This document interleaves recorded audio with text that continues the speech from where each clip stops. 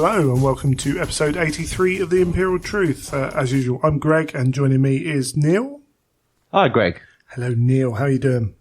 Not bad, not bad. You? Excellent. Yes, I'm all good, thank you. Before we go any further, let's talk Element Games. You can go and pick up all your Nurgly goodness and pretty soon your Custodes goodness. And then pretty soon after that, your whatever else is next out. The Nurgle stuff's looking amazing. Have you had a good look at it? Yeah, I've had a good old shifty at it all. Yeah, it is pretty amazing. I think they can do so much with Nurgle. So I think the sculptors like it. I think the painters like it. The little Nurglings are always a winner in my book as well. They always look and I know pretty cool. I know the some of that stuff is very fantasy centric, but the Great Unclean one, like all the heads can be magnetized, so you can have all the options and all the arms as well. You can do it all and just swap them around as you want, which is pretty amazing. Well, I thought that, personally, I did think, I saw a lot of it, and I saw a lot of it being sort of centralised to AOS. But I did think to myself that demons are usually demons, aren't they? You could, if you're having... There is some, there's some humans riding demons, things like that. Okay. So there are some Chaos Warrior stuff in there as well. But yeah, you're right. The Great Unclean ones and, beasts and things like that. And the beasts aren't cheap, but the rest of it, is very usable across all the systems.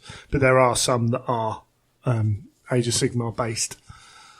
But they're looking fantastic, and you can go there and get that stuff. I think by this is going to come out. Custodes is going to be up for pre-order next week. They're going to be the ones I can see a lot of people jumping on. Yeah, and I think it's going to be the character who is Valoris, who is the character in the Watchers of the Throne by Chris Raitt. I believe that's right. So, yeah, and they're looking awesome. And if you're going to want a single character for your 30k army that looks different, then you might go there. They're pretty cool. And if you order, say, with Element, if you're ordering them in the pre-order week, you're going to get an extra 5% off. So, bonza. It's all good, isn't it? Exactly, yeah. Go in there, order your stuff, and get it all ready for whatever event you're going to next, which I suppose, what's the next sort of major event on the calendar? There's a few. There's, LVO for me. Yes. The Company of Legends coming up in March. There's quite a few. If you want, in fact, if you're in the UK, then you can head over to Facebook. There's a UK Horus Heresy events page where it's encouraged for people to share events. And Tom Sargent's collected a pinned post at the top there with a list of all the events that he is aware of. So anyone posting in that, they'll get added on. But there's plenty of events going on. Maybe you just want to paint them for London, but there's Spartanax in June. There's the Cheltenham guys. I don't know how many of those have got any tickets left, but you've got the Greetings from the Warp guys doing theirs. There's ones going on in Firestorm, different people running them, and that's without going, like, there's Conflict Norwich. I was thinking about heading up to, and that's without delving hugely into all the other places where there are ones that aren't as widely spread. And that's just the UK. So that's cool. So lots and lots lots you can go to. Lots of things that, Custodes do seem to be ultra popular at the moment, but again, making them more accessible with more plastic.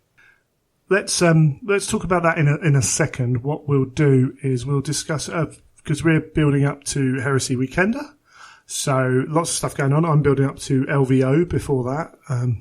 Bit manic, couple of weeks. It's all good fun. Basically got a big events going on all over the place. Yeah, absolutely. So what are you doing for the Weekender, for the to defend your title? Well, no, don't say it like that, because that really is a horrible thing to say. But it's true. I've made a resolution that I'm not going to win a Slayer Sword this year. It's just not going to happen. So I'll make that one as well. That's fine. Yeah, I can keep that one. So I've decided that obviously I'm getting Eidolon done, as I've spoke many times before on the podcast. I'm going to get him finished. He's taken a little bit longer than intended. It's turned into one of these ones where I've sort of lost a bit of momentum, and because I've got a bit of spare time, because I cancelled off doing the Vorax project, that sort of bought me a few weeks, and then I've sort of got a bit demotivated because I've had those few extra weeks. So I need to get him finished, and then I've got to get Korax finished. So I have got I'm in a bit of a lull, a hobby lull at the moment. So hopefully I can get a bit more motivated and get him up to speed. But I'm going to do him for single. I'm pretty confident that he'll do well in single, with his base and the way I've done him with the purple, the white, the gold. I'm pretty confident he'll do well. Korax, I'll put him in open. Looking at Andy Wardle's open entry, I don't fancy my chances much. I've tipped Andy for the sword. From what I've seen, you get a good idea from people on Instagram of what people are entering and what people are up to. And from looking at his entry and knowing that he spoke about this entry about 2 years ago, when Russ first came out, and he was painting Russ then, I remember asking him what he was going to be doing Russ for, and he mentioned doing it for like Unbound and painting it with Magnus on a big display base, and seeing how Magnus is coming out, it's going to be one epic looking piece. So he's my tip for the moment for the sword for Heresy Weekender. If he doesn't get it done, or if something else, there could be some secret project someone's got going on that's even better, but it's going to be hard to beat that piece. So watch this space, see if I'm proven right or wrong in a few weeks' time. Do you think his time, so Andy, if you follow him on Instagram, you're going to know this, but he took some time away from the Games Workshop competitions, didn't he? And moved. He did, yes. Some more historical based or realistic. He did more realistic, but he went into doing lots of busts and other bits and pieces. And I think he's done that divergence of style thing where he's obviously started off with a very particular style, and he's managed to craft his own unique style now. And it's something that I'm looking to do to try and push myself out of my comfort zone. And I think that has really benefited him, because now he has his own, if you look at his models, you instantly identify that they're his. Sure. So I'm very much trying to look to do something similar, where trying to adapt the style, learn new techniques where I don't sort of do the same manufactured sort of look time and time again, which I think it's easy to say, but it's very hard to come up with a unique style. I look at many painters on Instagram and I can go, that's instantly recognisable as Richard Gray, or that's instantly recognisable as Andy Wardle, or whoever it may be. And it's very hard to then think, well, what's my unique thing going to be?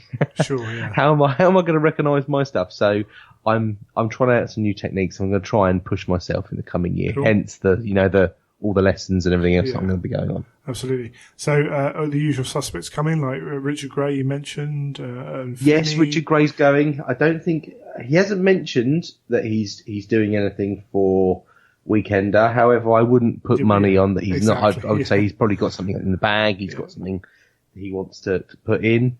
I think there's quite a few of the usual suspects going. I think there'll be the same sort of level of competition as there was last year. I know there's a few people. There's a lot of talk about the Necromunda getting its own categories in Golden Demon, yes. and I've I don't know where they've seen it, but I know some people have been talking about it. I think it's a bit of a weird idea to suddenly drop some Necromunda categories into Golden Demon. It was announced. I'm remembering. Oh, it was because they came out with the categories, and they were all pretty standard. And then they dropped Necromunda in, and I saw a few replies, which was basically, "That's not cool. That's less than a month till the event." Which was it announced on? I didn't see an official one, like an email announcement. Was it done on? Maybe it was Facebook. Something? Yeah, maybe something. I can't honestly remember. I remember seeing it. I just remember, there was, it was like, why isn't this out earlier? Which I agree with, to be honest. And to be fair to Games Workshop, in general, their announcements have been getting earlier. But yeah, that was a bit, if you've got if you've already got a Necromunda gang painted up well, you're in a very good place because and I think a Necromunda gang, no one's gonna. Well, some people I think will rush out and buy one and try and paint one, but you're gonna have to really cut the corners on the quality to get it turned around in a short amount of time. And I wonder how many people are going to this event. And there is a bit of a crossover between Heresy and Necromunda fans in that. There is, the Heresy is still a little bit more of a mature crowd. There's, people like me who've grown up with the myth of the Heresy, and were around in that, first golden age of gaming, if you will, the late 90s mid 90s where all the specialist games are coming out. The lead age of gaming. Or just moving more into the plastic. But, the white metal, I think you'll find. It had gone from lead to white metal at that point. But, when Necromunda was flying, 96, 97, that kind of era, where actually, if you look, quite a few Heresy players were playing at that era as well. So I think there is crossover, but how many people are coming to this event because Necromunda's there? Mm-hmm. I don't know. A few will, I'm sure. And as I say, there'll be that crossover, but I think the vast majority of people there will be there for the Heresy. Yes, and I personally thought. I remember speaking to the heavy metal team at the masterclass. Yeah, and they did mention it, and I said, "Oh, I hope they don't do separate categories for it." And they said, "Oh, no, we think it'd be better if they had that as a category, but it was linked, so you had Necromunda squad or 30k unit." Yeah. That would make sense to anyone that maybe wanted to drop one in, but then I find it a bit hard if they're gonna. If there's a poor show, if they open those cabinets up and there's 2 or 3 entries in there and they're a little bit slapdash dry brush. I mean, what are they really saying there? I mean, would they look to maybe have to consolidate it? I don't know. It does open themselves up to a potential issue. Like if that 14-year-old had entered his painting last year. It's such a shame. Yes. But certainly an interesting one. And as I say, a bit late in the day to be doing that, but that's cool. And you never know with painting either. You never know, we talked to Caleb and Kat, later on in this episode. Caleb's coming over for the Heresy Weekender and he's bringing a model. And I think most people in England won't really be clued into how Caleb paints or what he does. So you always get those, or you get someone in from Europe, or you get someone who's newer to the competitive painting scene in GW. There's always 1 or 2 people, aren't there? Oh yeah, definitely. So all good fun, and it'll be good to see. And it's what's actually really nice is watching people who've entered before progressing. I do actually kind of find it cool. We were in your room where you were still finishing bits up, and there were 2 or 3 models out, weren't there, of people who were trying to improve, trying to do better. It was really cool. Yeah, I think that's. I mean, it's nice when you see people that obviously turn up and try to obviously want to aim to compete, and then also want to, once they've competed a couple of times, want to see where they can improve. I was talking to someone, just chatting to them recently, and they mentioned that they were looking to compete, and they competed a couple of times, but they decided that actually the amount of time and effort it would take to get to the right standard to win wasn't worth their effort. They'd rather than concentrate on army painting, and I said, oh, that's cool. I said, you do have to sort of sell your soul a bit if you want to get to the top level. But I said, but it is doable with a bit of strategy as well. Picking the right categories, picking the right models and techniques, etc., as we've discussed before. So, it can be that you can do it in other ways, but so I think it is maybe some people find it a bit much, but there are new people coming into it, which is always good to see. Yeah, always. Yeah, that's really cool, and that's been your main thing, and you haven't been doing much of it. That's good, Neil. Yeah, my main thing that I do for this podcast, and I haven't done much of it at all. No, it's all good. It's all good. On my side, I've been trying to get ready for the LBO. It's my fiance's birthday, middle of this week, so we're going out for a meal because it's also my birthday when I get out to Vegas. So we're having kind of dual family celebration thing. There's work, there's other stuff in the way. It was like, oh, I've got a couple of weekends basically to finish the army off. Looked at my army list at work the other day and went, there's characters there that I haven't even got. Oh, that's good, isn't it? Oh. So I finally got all my bits for my my librarian, knight errant librarian. So I just want to a shout out here for Egghead Miniatures. Don't sponsor the show or anything like that. But if you need single parts of Forge World, go and check out Egghead. Now, you can go to Facebook and you can go on the trading sites and, you know, sometimes you get lucky and those things turn up. But if you're desperate and you need them quickly, Egghead Miniatures, essentially buy Forge World, break it down, sell it in parts. It's a bit service. Very handy. It is handy. You know, sometimes it's not cheap, but when you just want Rubio's left and right arm, it's a lot cheaper than buying Rubio. Yeah. Well, this is it, isn't it? If you know you only need that part, then it makes financial sense, doesn't it? To things like Thalax, two Thalax. Even if you're only saving like £3 or £4 or a fiver, it's worth doing, isn't it? Yeah, and you look at, so my librarian's made up of various bits from the Dark Furies box set. So there's a body is one piece, thankfully.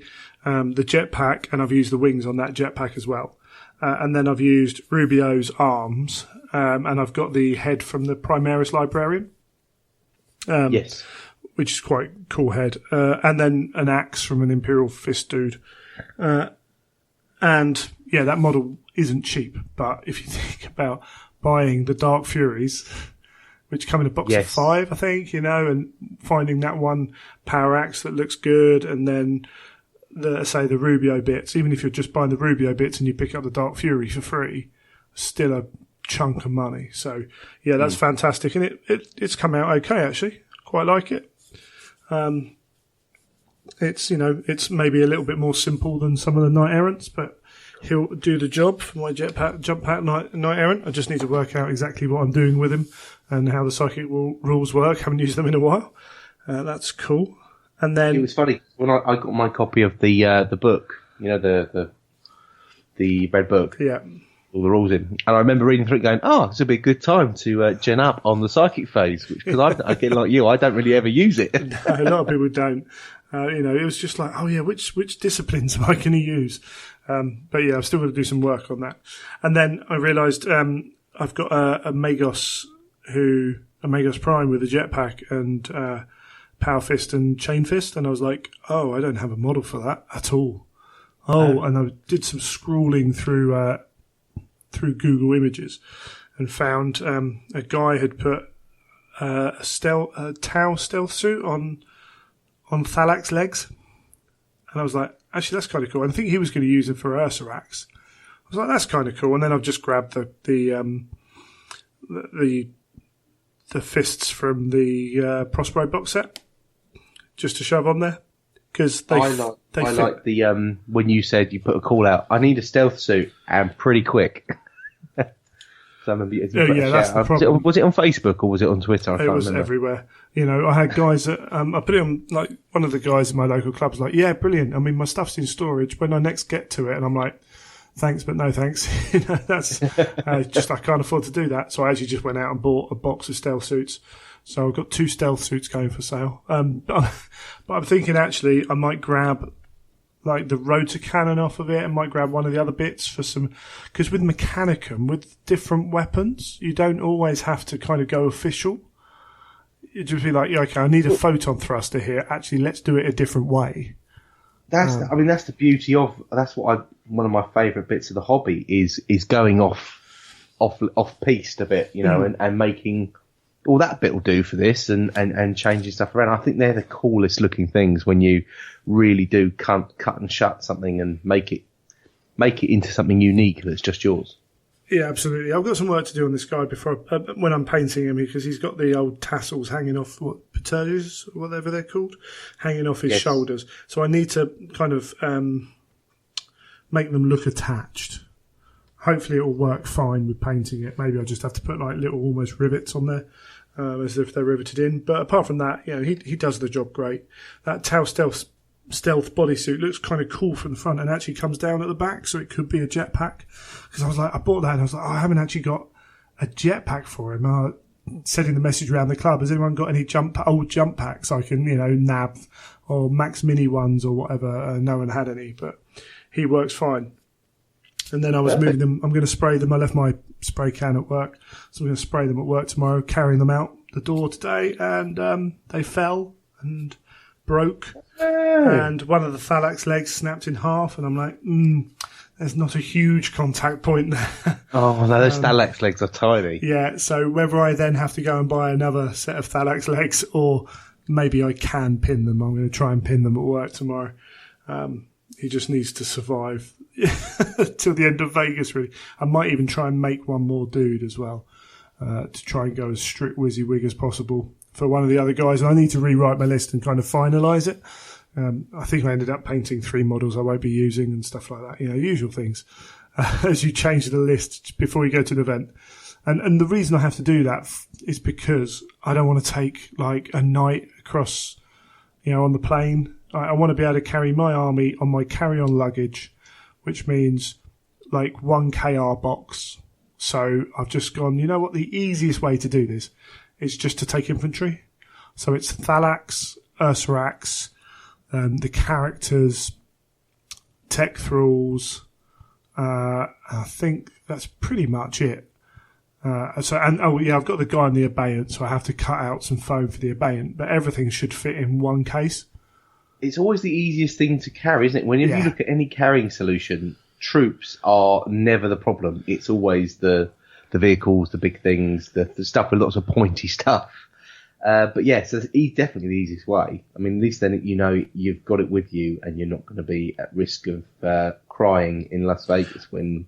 To be fair, actually... It doesn't roll around on the old carriage trolley. Yeah, that's the thing. It's like if you're throwing it in the hold, it's a very different thing from carrying it on. Carrying it on, if I had one of the GW cases with the concertina foam, you can actually do a little bit more with that. But you're still risking it. And the big problem with Mechanicum is there's a lot of spindly parts. Yeah, it's not solid like the Space Marine stuff. So you put a Contemptor in a case. It's Contemptor. It's going to fill a hole.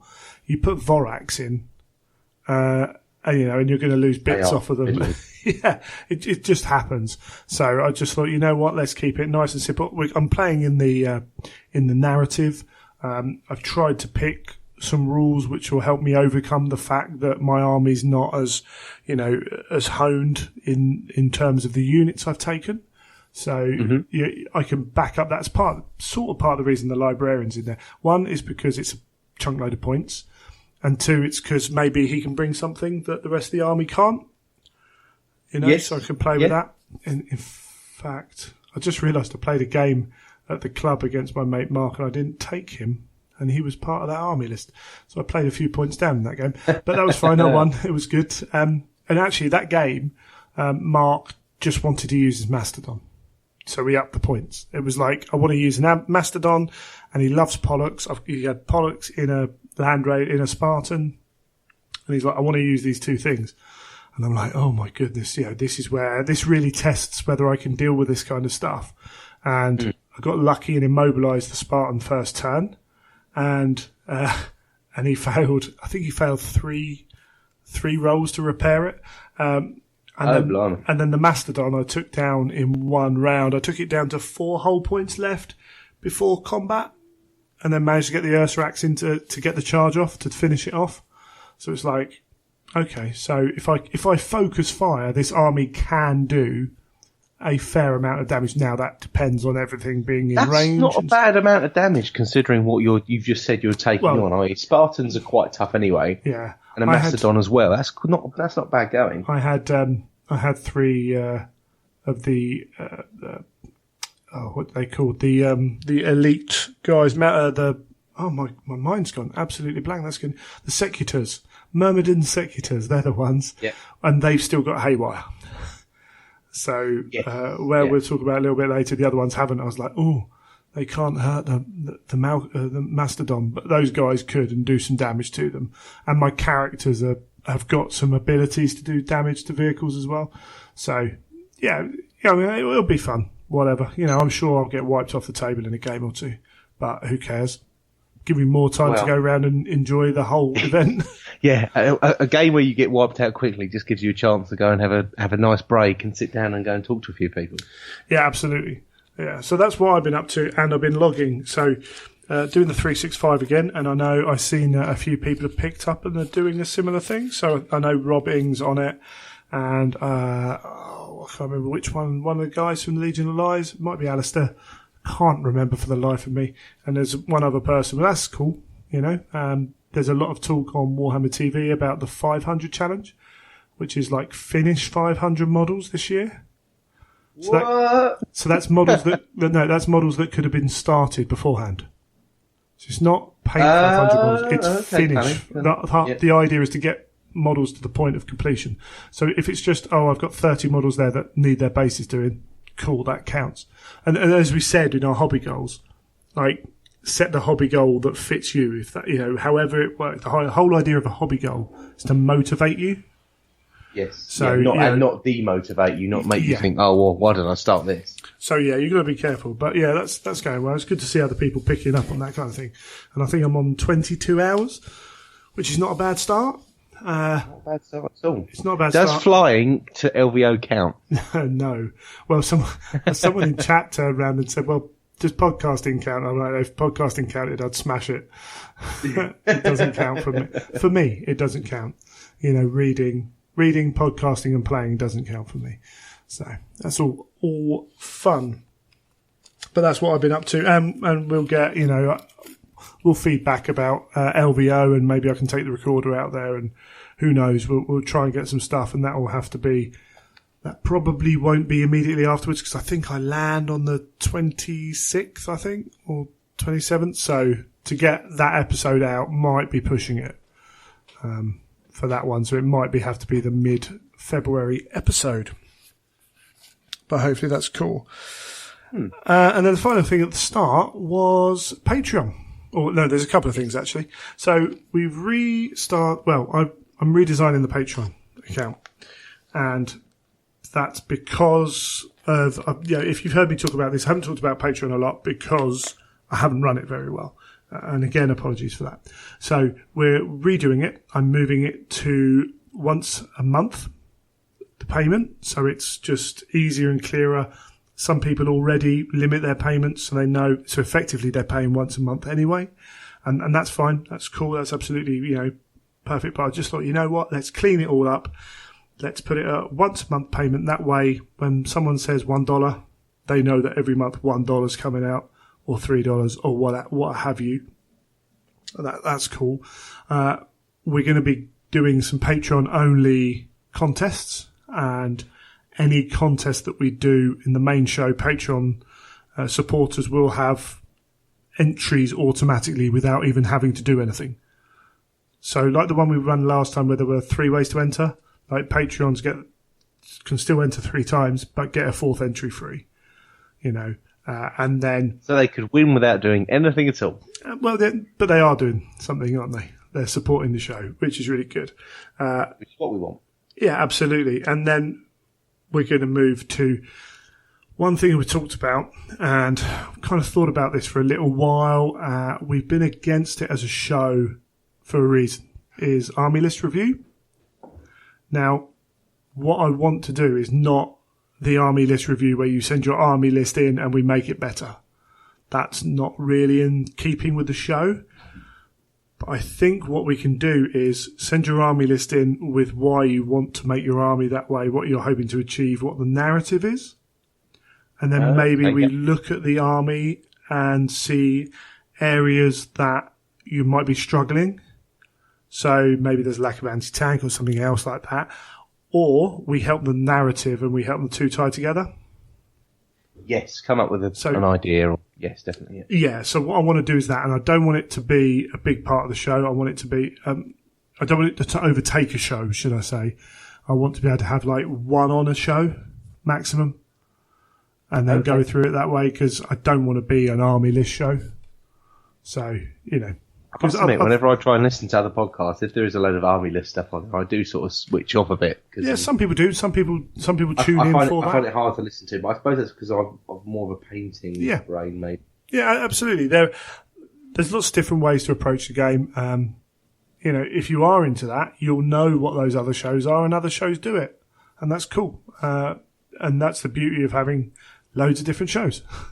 So we can approach things like that. So I'll leave that kind of army listing up to other guys, and we'll do this. And hopefully that goes down well, and hopefully we're good at that. So that's going to be part of, we're going to give preferential treatment to Patreons on that, within reason, things like that. And a few other, I'm sort of finalising, like working through the goals. I thought I have to do it. So if you visit Patreon now, you'll see there's a lot of stuff going on. The levels we're looking at are the troop level, the fast attack, elite and heavy sport, or heavy sport and elite, whichever way around I've done it. So they're the ones we're going to be moving forwards with. And as I say, we're going to charge for it at the end of the month. The last day of the month is when we'll put the payment. I'll click the button to charge Patreons. So it will go down to one a month. And this is also because it's Fnatic and this and anyone who listens to After Eleanor as well. I kind of widen it out. There's no point in having multiple Patreon accounts running. It just seems stupid, frankly. But people can talk about why they're, you can message on Patreon and all that, so people can talk. But you were thinking about maybe something that could be tied in a little bit, and you're going to be trying out your own thing. Yes, well, I'm going to do something similar, which will be sort of semi-linked to how we do some of the rewards on Patreon. So I'm thinking of expanding my my repertoire a bit on my Instagram. Now, what I wanted to try and do at one stage was some sort of hangout, some sort of painting hangout where get a decent camera up. Basically, I'll be sitting here painting like I do most nights. Apart from, obviously, people will be able to link in, see what I'm doing. My other thoughts for this would be to then expand it to the Patreons so that I can then link in with them directly and actually see what they're doing and, bit of tips, advice, talk about what they're doing, and have a bit of feedback that way. So first step to this is to try and get my Instagram live working and get that. So most nights of the week when I'm painting anyway, have the camera set up, start streaming it on Instagram live.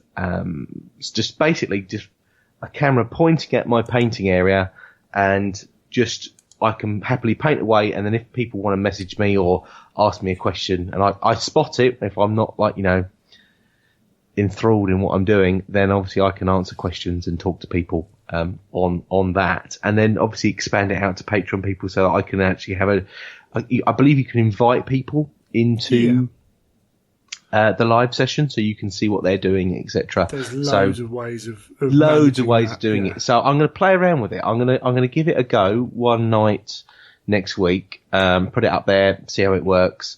And then if it does work well, it may become a bit of a regular thing, maybe once or twice a week at a set time. I will live stream, and then I will look to maybe do a sort of a hangout thing, for Patreons and people like that. So it's something I'm going to play around with, and I don't quite know how it's going to pan out. I don't even know if I'm going to set it all up. My camera on my phone might be useless, and it might not actually, it may not be clear enough. So I'm going to play about with it and see what happens.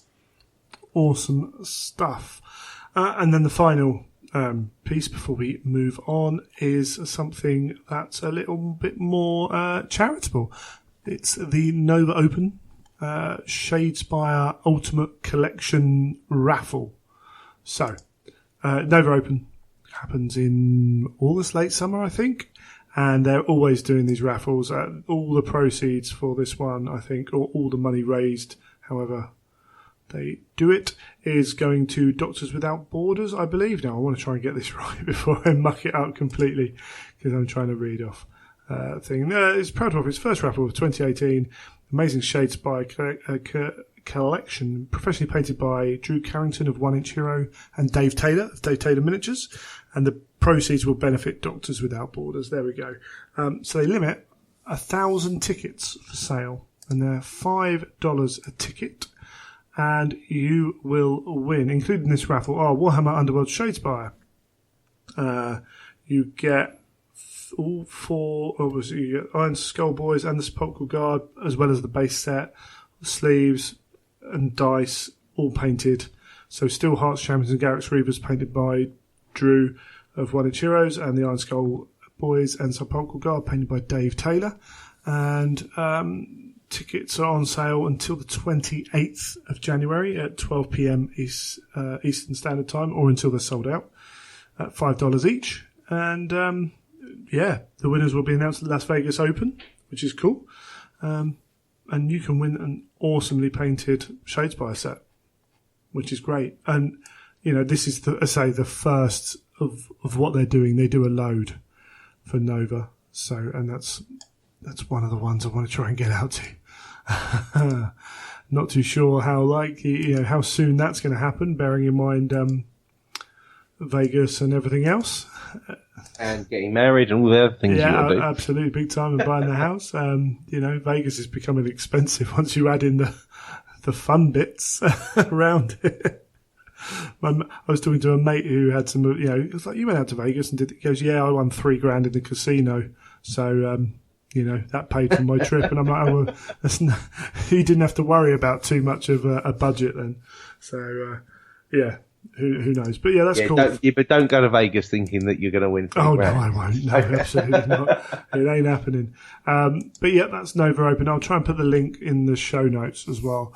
Go and support those guys and keep an eye on what they do, because I say they do a load of good stuff. And yeah, one day I'll get over. That's only a 5-hour, 7-hour plane trip, something. That's fine. Pop over there for a weekend, play some games.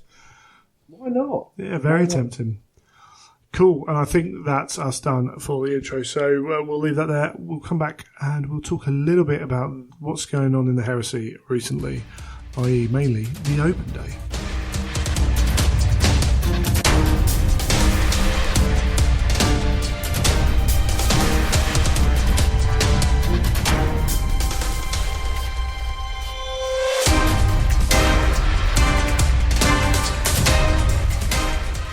Right, so we didn't do a news bit in the front because there wasn't a huge amount of new stuff released.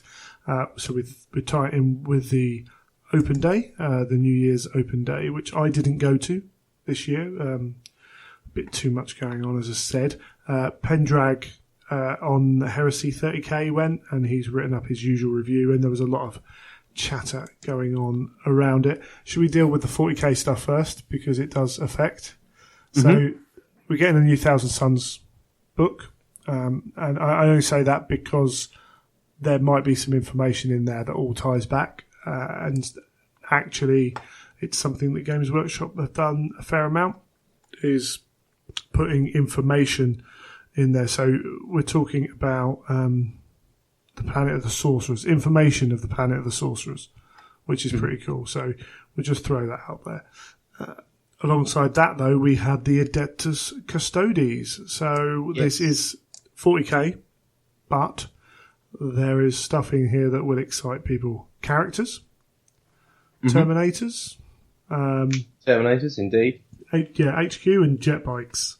And the jet bikes were the real one that caught people's imagination, because these ones seem to be designed on the old Sabretooth card images that we had. Yes, bit stockier with the Palatine, like eagle coming off the front. And I only saw a handful of people express that they weren't that interested in them. A lot of people I was seeing think they look awesome. I think a lot of people's wallets would be interested in them. Well, that's the other thing. I mean, they're going to be plastic. Now, that doesn't necessarily mean they're going to be cheap, but surely they're going to be cheaper than the the Forge World ones. I mean, the Forge World ones, I think I do prefer. Yeah. On a look. Yeah, honestly, I do prefer the look because I think they're longer. They look more dominating. They're sleeker. They're certainly sleeker. They're sleeker. But, if I was thinking, well, do you know what, I want some Custodes jet bikes, and there was plastic ones, I think I would be buying the plastic ones just purely on price. Yeah, and, your spears aren't going to bend on them and that kind of thing. Easier to transport, all that stuff. Yeah, I could see myself buying both. You might have to do a bit of work to get the weapons to look right on them. And there are like Mechanicus symbols on them as well, which I'm trying to remember off the top of my head. I don't think you would have on 30k Custodes. No, you're very right. Because it probably would be older tech, but it's plastic. You can cut and file, and all those things can disappear. So, that's another thing. You're working with plastic. It's a lot easier. I can see these turning up in Custodes armies now. There was a small bit of resentment that I think people are worried that it's just making it even easier to make Custodes armies, and we're going to see loads of them. I'm not too sure. I think you'll hit a crest with the Custodians, and is it someone's fault that they really love a really cool army? Because most people aren't wanting to play them because they're the best. They want to play them because they're Custodians. Exactly, and it's got all that coolness that goes with it. Absolutely, yeah, and they do look cool. And even some of the other models you might have to be a bit more imaginative with in fitting them into a 30k army at the moment, but they're cool models. I think they're cool models anyway, and certainly characters or sergeants or what have you, or equivalent, the standout model. I mean, then they're going to do a great job. And I haven't even seen them properly. I saw the pictures and had a look. I was like, they're cool. But they're going to be starting to drop in a week or a few weeks. So we get to see them properly, which is really cool. Really cool. And apparently as well. I think with Custodes as well, there's a lot of talk of people complaining about Custodes and how they're, how powerful they are. But I remember when, was it a couple of years ago, that all everyone used to complain about was the Spartan tank and how overpowered it was. And now you take a Spartan and people just think, oh, okay, and just blow it out the water in turn one.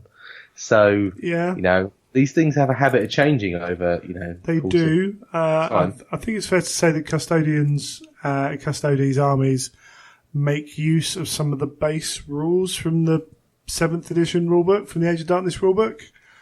Things like shifting around wound shenanigans, stuff like that, and lookout sirs. Those kind of things are inherently built into that army now, as it stands. They're built in. So that's something that, having something good, which is just stand out within the rules, well, this allows you to kind of bend the rules about a bit. So there is stuff like that can be manipulated.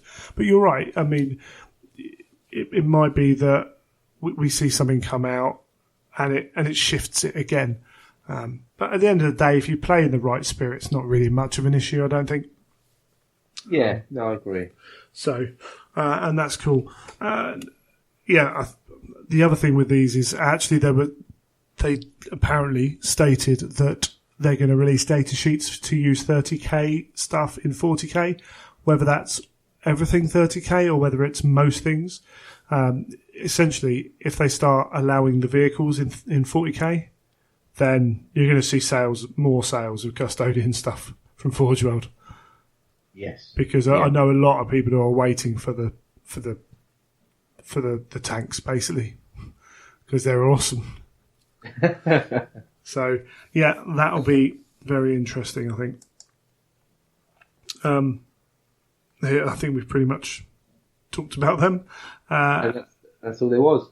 No, absolutely, yeah. I mean, one thing is, it's just a custodian list. So, in the latest, in the current timeline of 40k, in the Dark Millennium, as whatever it is, with a warp rift going all the way across the universe, they're back up to 10,000. They're a legion again, which is interesting. Cool. And this is an army of custodians. This is not Sisters of Silence. So there might be, and this is pure speculation, there might be a case that we get more Sisters of Silence stuff coming as well down the line for 40k, which maybe then be able to be shifted across to 30k, which would be really good, because if you could start having a whole army of Sisters of Silence in 30k, maybe it wouldn't be awesomely effective on the table, but it would look cool. Yes. So more variety. Well, people do like to do, like, those sort of much more themed, armies, and give them options to do it. So that would be cool. Yeah, absolutely. We had there was some brief chatter about Adeptus Titanicus, which I don't know how much people really saw, but Pendragon's put this coming and soon. And they might not have the 28mm scale game. They did talk about possibly having it at the Weekender. But basically, Warhammer Community now is the place which manages the release previews and release information. And there are sometimes conflicts between them and what's going on. And I mean that, I don't mean that in that they're butting heads, but, Warhammer Community kind of have the say of how they show off the stuff. So it may be that it doesn't appear. We've got confirmed that it's all plastics. I mean, a lot of this is information that we know. I repeat it because there's a lot of people who don't know. It's amazing sometimes how easy I'm immersed in all this, and I sometimes think, how do you not know what's going on? If you're in the podcast scene, like when James's AMA came out, James Hewitt's, I was like, all the stuff about Alan wanting 8th. Yeah, we spoke about this last show. I'm like, how do you not know? Because the information was put out there. It really was out there. And if you're heavily into either the podcast scene or heresy online and around Facebook groups, that information, now whether people just don't believe the information sources, we've been kind of trying to gather up those bits and push them forwards as much as we can. But we're just going over some stuff for that. But what we're getting, hopefully, is weapon sprues, things like that. So kits can have lots of different options. And then once the range is settled, possibly having chaos variants of Titans, and the Knights should be ready for release as well. Questoris and Cerastus pattern Knights. Cool. So if you're going to want to recreate the bigger battles of the heresy, Titan fights, then Adeptus Titanicus, fingers crossed, is not going to be far away, and you can do that with that, which is, I think, again, that's another one where we've also got a lot of old people who remember, Epic coming out. And that kind of stuff. So there's still a lot of love for those games, which is groovy. And then we had the showing off of the Grey Hunters. Yes. So what do you think about this? Because this comes off the back of the character, the Praetor, coming out. I wasn't overly sold on them. I think they look fine. I'm not a Space Wolf player, so I'm not losing any sleep over them. I wasn't too keen on sort of the masks thing that they had going on, but you said you liked it. So again, I think it's just a taste thing. I think the combat shields are nice. I think the leather masks are quite nice. As an upgrade kit, I think it's cool. I think it's something you can buy a few of and just dot around the army, not even just for Grey Hunters. You can use that a lot of different places. They seem to fit the imagery we've seen, which is, excuse me, iPhone's trying to join in. They seem to fit the imagery we've seen in the books, which is good. Some people have voiced opinions about the size of the axes and stuff. They're very realistic kind of scale on some of it, which some people don't like, some people do. I mean, that's just down to your own personal taste, isn't it? But I quite like them, the Grey Slayers. I think compared to the Varagir, where I still haven't seen them like properly, but there are issues in that line and the Praetor, and there are issues with him for sure. Ones that I didn't see first time round. Ones I didn't see first time round either. I think these are a lot better. And yeah, I mean, who knows how well the Grey Hunters are going to do, but I don't think that kit's bad at all. Is it the best upgrade kit they do? Maybe not, but I don't think it's, terrible by any stretch. I don't think there are the fundamental issues that there were with the Praetor. And we'll go to the Praetor because originally, I was a bit kind of, in the middle, sloshing around with my ideas on him. But when you're pointed out the fact that he doesn't appear to be holding a handle on the gun, a grip. It just seems to be a hand with the gun stuck on top.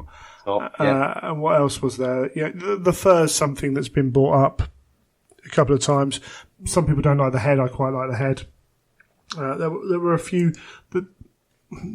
It's weird as well now. Someone brought up this scale of his legs and his body, but actually, to me now, Primaris Marines have affected the way I view the old Marines a little bit. Yeah, that is definitely a problem. Yeah, and this model there's something a little bit more not quite right, but it's not too bad. And if Primaris Marines weren't around, it wouldn't be the issue that it is, I don't think, for some people.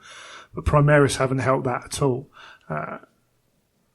But it appears that you can no longer purchase him on the website. So I wonder if the pistol grip, and there was definitely something else. I can't remember what it was now, but I wonder if those things have been taken away to have a look at, because I've seen people, maybe from the 40k side, say, I don't get why this model's receiving the level of distaste it is. And, I was originally kind of like, oh, it's still kind of cool, but actually the more I looked at it and the more I kind of had those bits pointed out to me, I was like, actually, you know what? This isn't up to the level I expect from Forge World. And I don't necessarily think, and it's quite funny, because people immediately jump on the sculptor. But we don't know the story, because apparently, so some people have jumped on the paint schemes, which is quite funny when they said they liked the Grey Slayers, but not the Praetor. Well, it's the same paint scheme by the same guy. I think it's Giuseppe. He's done them all for Space Wolves. So, it's the same scheme. And the photography on those can always throw them off a bit. Yeah, absolutely. You are right on that. And then they're sculpted to a design process. And importantly, they're checked off and allowed to be put on sale. So there's more than one fail point there. And I don't think... I think if you release that model for 40k with a pistol grip, say, wouldn't be an issue, really. But I do think for Heresy and for Forge World, we just expect a bit more, and it just falls below the level that people are happy with. And it's a shame. I blame Rudgy. Always blame Rudgy for everything. It was Rudgy's fault. And the Navarra gear suffer a little bit like that as well, and I think there may be some of the issues with the pistol grips on that as well, or the grips on that. I'm not too keen on quite the very large, pronounced knot work on them. Sure. And obviously, I'm not been a big fan of the fur, but I was thinking to myself the other day that if I was to buy that model and I wanted to paint him up and make him really nice, I would just literally get a knife, I would scrape that fur down a bit, and then I would just put green stuff over it and just make my own fur. Because making fur is one of the easiest things to do with green stuff. Yeah, and you can literally stab it with a knife and it will look half decent. So I would just go, right, do you know what? I don't like that fur, but I will just fix that problem. And this is the thing. A lot of comments were like, the people were saying, I legitimately can do better fur than that. And I'm like, I just think there was a choice that they did it that way, because they can do better and further than that. There's no doubt that the guy who sculpted that can sculpt well and better than most people, because you wouldn't get a job at Forge World if you couldn't, So it was probably a decision made, and maybe not the right one. But I don't know. It's one of those weird things. There was people kind of pointing at various parts of all the models and saying, I like this on that one, don't like that on that one. And other people saying, well, there's not much different. And some people actually are going to buy the models just to make them look good in their own mind. As you're saying, taking the fur down, sculpting their own fur, bits like that. And that's cool. And that's really cool. The Varagir, they suffer from what every special unit does in that they come with certain weapons. So if you don't want those weapons anyway, then you're just going to go and make your own. Yeah. So I think the big shame is it's all happened on one range, and it's one range which has a lot of fans. One of the biggest legions you're going to release. You say that though, they do generally seem to. If they pick a sculptor that will do, say, the Terminators, and they will do the whole range. I remember when the Iron Hands came out, and I wasn't really particularly keen on the style that the Terminators had, like this big cogs and everything sculpted on them, and then it went through the entire, range for the Iron Hands. But after a while, I didn't really care. Yes, I think that's got to be a stylistic thing, and if it hadn't been cogs, you might have been okay with it. Yeah. But there are issues with this that are not just I don't like cogs, or I don't like overpronounced cog symbols, and it is the Space Wolves. I think it's been hyped up as a release because it's Space Wolves as well. I think that doesn't help. Well, you will have 40k Space Wolf players that will be looking at this range as well as the 30k players. So there's probably a lot more pressure on it than a lot of the other ranges that come out for Heresy. So big following on both sides of the fence. So if they do release a product that people don't deem to be up to scratch, they're going to get a lot of flack. Yeah. Because I quite like the Dreadnought, and a lot of people don't, and that's fair enough. A lot of people do, but a lot of people don't. I think it's just unfortunate that I think it was the guys on Edge of Empire pointed out that the Space Wolf door set, the Space Wolf doors, the wolf heads both look in the same way on both doors, which means when you flip one round from the right side to the left side, the head is looking. Oh, it's looking at the back. At the back. And it's like, so technically it might be right in a weird way. It's right for the way the symbol is meant to be showing, but looks wrong on the model. Yeah, I don't want that, So I don't know if that's been brought to Forge World's attention, but I would want the Space Wolf head looking forwards on both sets of doors. And I was looking through, and it's pretty much the only non-symmetrical door symbol there is, and that's probably purely what's happened, because I think they look cool, but it's like, think about it, it's one of those things that obviously and do you know what, I wouldn't have noticed it even if I'd bought one until probably I went to go and fit one on a vehicle, and then you just go, no, that's not happening. I'll be like, oh, that's not right. Oh, what am I going to do now? I suppose it must be the same problem for the transfer sheets, though, isn't it? Well, the transfer sheets, I don't know, I haven't looked properly, but they will normally put things facing both ways on something like that. I would have thought. I'm Googling it. Man looks thing up on the internet. Yeah, absolutely. So I hope so, or because I can't be having that. My brain won't let that happen. It will. Yeah, I think if I went to go and stick it on, I'd instantly know it didn't look right, and I'd have to stop. Even if in the real world it would be supposed to be that way, if it was kind of one of those things where actually I'm doing something historical and they had it that way, my brain would be going, yeah, but it doesn't look right. But hey, these things happen. So we've got to this point now. The Praetor's actually been taken back off sale. Or it's missing from Forge World's website. Originally, it was listed as sold out, but now it's just not there under the news section. Which suggests that they've pulled it to redo it, I would say. I think so. And I think it may be, like, they might not do the fur, right? I don't know. I've no insight on this at all.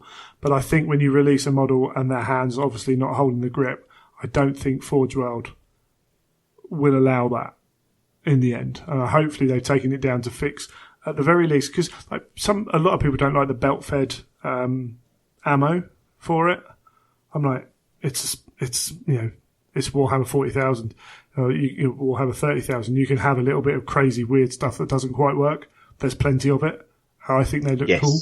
And that, again, that's going to be a stylistic thing for a lot of people, but that doesn't break the model. But having something that's just not right, like that pistol grip, is not good. And so probably the best thing to take it back and fix it, and we'll see how it comes back. So the transfer sheet says heads going both ways. It does. Cool. And, you know, it's one of those things, and hopefully they can just revisit it and do, like, reverse the mould and crack on. Well, it's all going to be done on the computer, isn't it? Exactly. You just have to I flip would have thought I can't see them doing much more than that. I mean, looking at the other doors they do one head, a head going either way as well. Oh, do they? Oh, there are other ones that maybe it was, who knows? Because a lot of them are symmetrical. Was it just those new Rhino ones they brought out? The latest set of ones they've shown off. They might not even be on sale. I don't know if they're on sale. I can't remember. But yeah, something to be aware of. And maybe they've changed that already. You never know. You never know. Yeah, you never indeed. know. But it was pointed out to me at that point, and I was like, ooh. But yeah, that was pretty much the open day. Obviously, now we know at the open days you're not going to get like stacks of information that lead on for months and months and months. It's not the way things happen. We can look forward to 3 months of probably Space Wolf releases and maybe the odd other little bits and pieces. We've got the Weekender, which, you know, shakes things up a bit. Dawn wasn't shown at this. I'm fairly sure with 2 Primarchs coming this year, like Dawn's going to be shown off at the Weekender or for sale. Or for sale. I think we could be looking at a for sale thing to try and maybe build a bit of hype, you know? Yeah. Well, I mean, if he's for sale at the Weekender and then a week later, and then be looking at end of summer for the next one, or maybe even if it's towards the end of the year, towards more October, early autumn, then that's a decent gap, isn't it? So yeah, it's not too bad. I think hopefully we'll see that. But going off Pendrag's thing, for the remainder of the open day kind of review, he went to the one last year that I went to, which was lackluster, shall we say. It was good fun, but it was a bit missing. He was saying that this one's sorry, Karen. I think the issue with these ones is you go to a lot of these events, as we often do. They can be a bit of a, you know, you've seen it all time and time again, that you can be a bit, I've done this, you know, what am I going to do at this event? I think I'm aware of what I expect, and it's not, I don't over expect from these events, but it just was a bit lackluster. What there was the Blood Bowl and stuff like that. But remember last year, we pretty much had we had Tony behind the desks because there were no painters. And very few, the artists were there, but we didn't have sculptors. We were missing everyone. So I think this one's a little bit better in that respect. Apparently the shopping area was much better organised. The whole thing were a bit better organised, which is cool. And the shopping's a key part, isn't it? If you can get in and get what you want. People, and he came away very positive from it. And from listening to a couple of other people talk as well, it felt better. But what that means to me is, like, whoever organised it, and I don't know because I wasn't there for that, they organised a good event, and off the back of the Black Library Weekender, which was a fantastically organised event. They're always going to have issues, but they were resolved very quickly. Hopefully, the Heresy Weekender will be an organised, slick event. That's the hope. Oh yeah, that's what we all hope. Yeah, absolutely. But when you come off the back of an event that's been organised well, it just gives you that little bit more confidence and just kind of calms the kind of issues you think, because we still don't know. But we're entering a different Weekender with the Heresy and Necromunda. Who knows what they're going to do? But I've got a feeling they're going to be on it.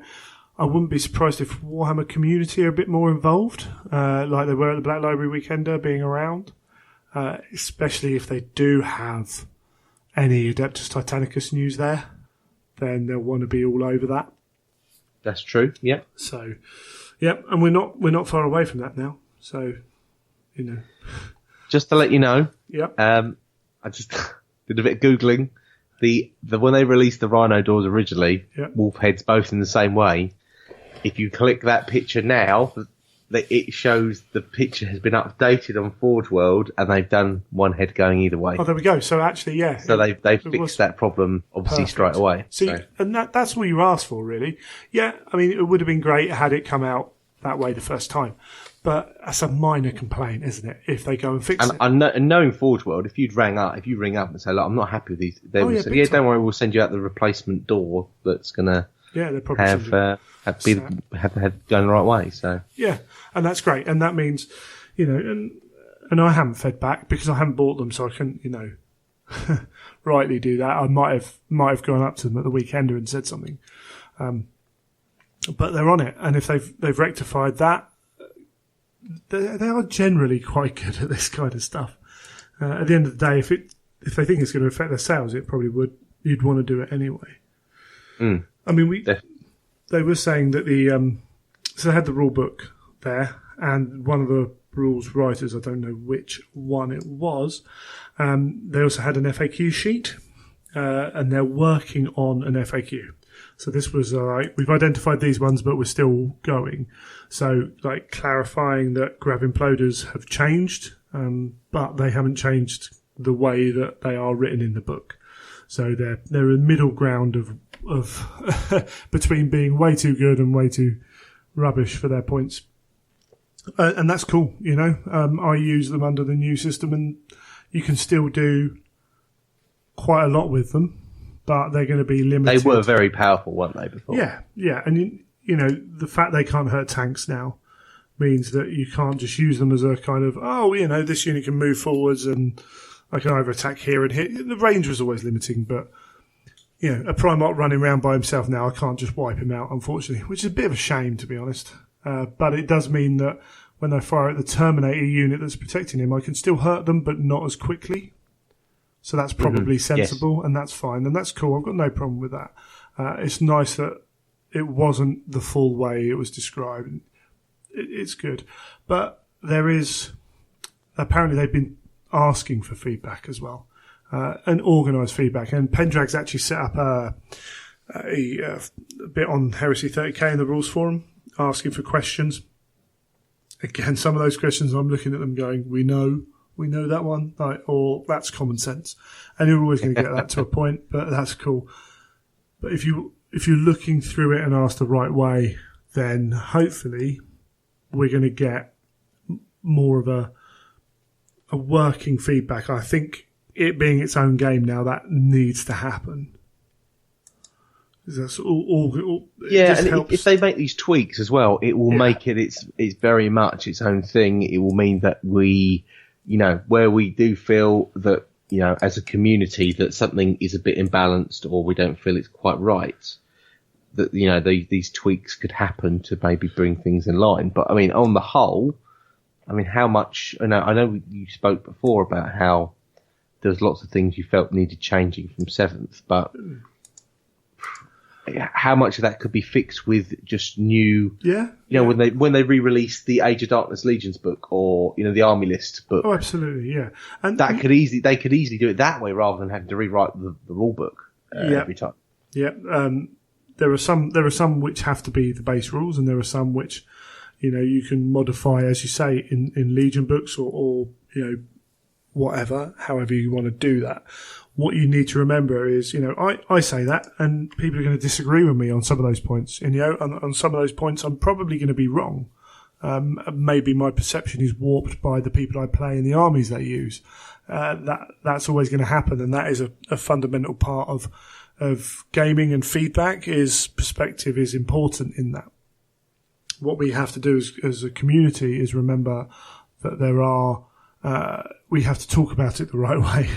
Because it can easily get to, what are you talking about? You're talking rubbish. These weapons are brilliant. No, they're not. They're rubbish. Well, it all depends how they've been used, what they've been used on, whether your opponent's any good at letting you, you know, if your opponent just drives his Mastodon straight into range of all your anti tank guns that are short range, then they're going to be saying your Mastodon's too many points. Yes, yeah, it's true. So it all needs to be handled sensibly and go from there. But I think that will do us for the open day. I don't think there was any extra stuff we wanted to talk about, was there? I think we talked about... I don't think so. I mean, I do question the value of the New Year's open day because I feel as though it's maybe one too many. 40k I can live with. Age of Sigmar, Weekender. And then obviously Fest, but I think, for my opinion, the New Year's Day one is it's pushing the limits. Yeah, that's fair enough. I think there's a big gap if you don't have it between this and the next one. Yes, you have got Heresy Weekender, but Heresy was only part of this. So you look at what we got. We have the Forge World, the 40k, and the Age of Sigmar open days, don't we? Having the New Year's open day rounding that off gives you 4 3-month windows roughly. Mm-hmm. So, at the end of the day, these open days, if I lived closer, they're cheap enough that I would go, yeah, I'll pop along to that. All right, where I am, I have to make effort, not inconsiderable amount of effort to get to them. So I'm going to be judicious into deciding which ones I'm going to go to and if I'm going to travel up there for those. But that's fine. That's cool. Yeah, I'll get the information on other people. With any open day, if you don't ask questions of people, they're not worth it, generally, if you have to travel more than 20 minutes. So you're always going to have that aspect of it. But it's cool. I think as I say, people seem to enjoy this one more than the last one. Well, is a good thing. That's the main thing at the end of the day. If you can go there and actually get something out of it, how much you get out of it will obviously depend exactly how excited you come, but being able to an open day is only any good if it comes with a golden demon attached. Otherwise, no point in going whatsoever. So you want more golden demons, do you?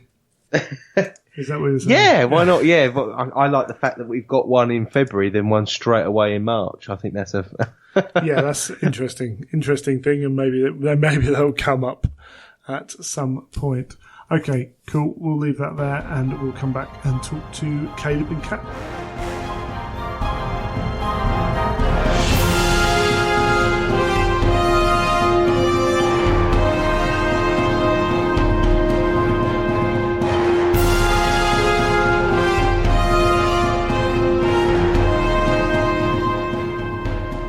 Well, we're joined now by Caleb and Kat from CK Studios. Hello. Good morning. How are you doing? We're all good. How are you guys? Quite well, thank you. Excellent stuff. So, we probably should start by introducing you. For those people who don't listen to the independent characters, who really should go and listen to them, should we start with you, Kat? Who are you? What do you do? All this jazz, Sure. The usual intro. Absolutely. I'm Kat Jackson. I am partners with Caleb at CK Studios, and I help kind of manage things and help Caleb teach and that kind of thing. I am currently, if we want to talk gaming a little bit, I'm currently building my first army right now, Cool. my Death Guard army. So having a lot of fun with that, with the gaming community and our painting and that kind of stuff. So a little bit about me. I guess also the Hobby Hangout is a group that I host for the community online. Yeah. That's about it for me. Can I just say, is that a 40k Death Guard army? It is. Okay, that's cool. It is. Yeah, those spangly new models. Excellent stuff. And Caleb. Hey everybody. So I'm Caleb Wissenbeck. I'm the other half of CK Studios. I do most of the main teaching, I guess. I guess that's fair to say. Anyways, I'm like the main instructor for CK Studios. I'm a painter. I'm an avid painter and gamer. I started out gaming, got into painting. Painting's kind of taken over a little bit, but with 8th I'm kind of coming back into gaming quite a bit. In fact, I'm working on an all Primaris Lamenter's army right now. So that's pretty fun. I'm really big in the new models GW's putting out. So it's been fun. I'm really enjoying the hobby right now. But our main focus right now is the community. And that's kind of what we're on tonight. We're going to talk about CK Studios and Hobby Hangout and stuff like that. And I think that kind of covers it. Yeah, absolutely. That's really cool. Where do you want to start? Do you want to start with the Hobby Hangout or with CK Studios? I'll let you decide. Let's talk about Hobby Hangout first, Kat. Okay, yeah. Okay. So, right on. What is the Hobby Hangout? I think I might have mentioned it on the show before. I'm a member. Sure. But if you Sure. guys... The Hobby Hangout is an online resource for the community, and we run it through Facebook. We have, I think, pretty close to 5,500 members in there. And with that, about 4,600 of those members are active every month. So we have somewhere around 30,000 interactions in that group. It's a really, really strong per month. We have a huge volume of actual community activity going on through that group. And it's kind of a really nice resource pool. People are out, they get on there and they're doing hangouts. We have scheduled hangouts with volunteers from the community that go in and they host hangouts, which is a way for people to sit down together using audio and video and be in a group setting online through Google Hangouts and sit and hobby together.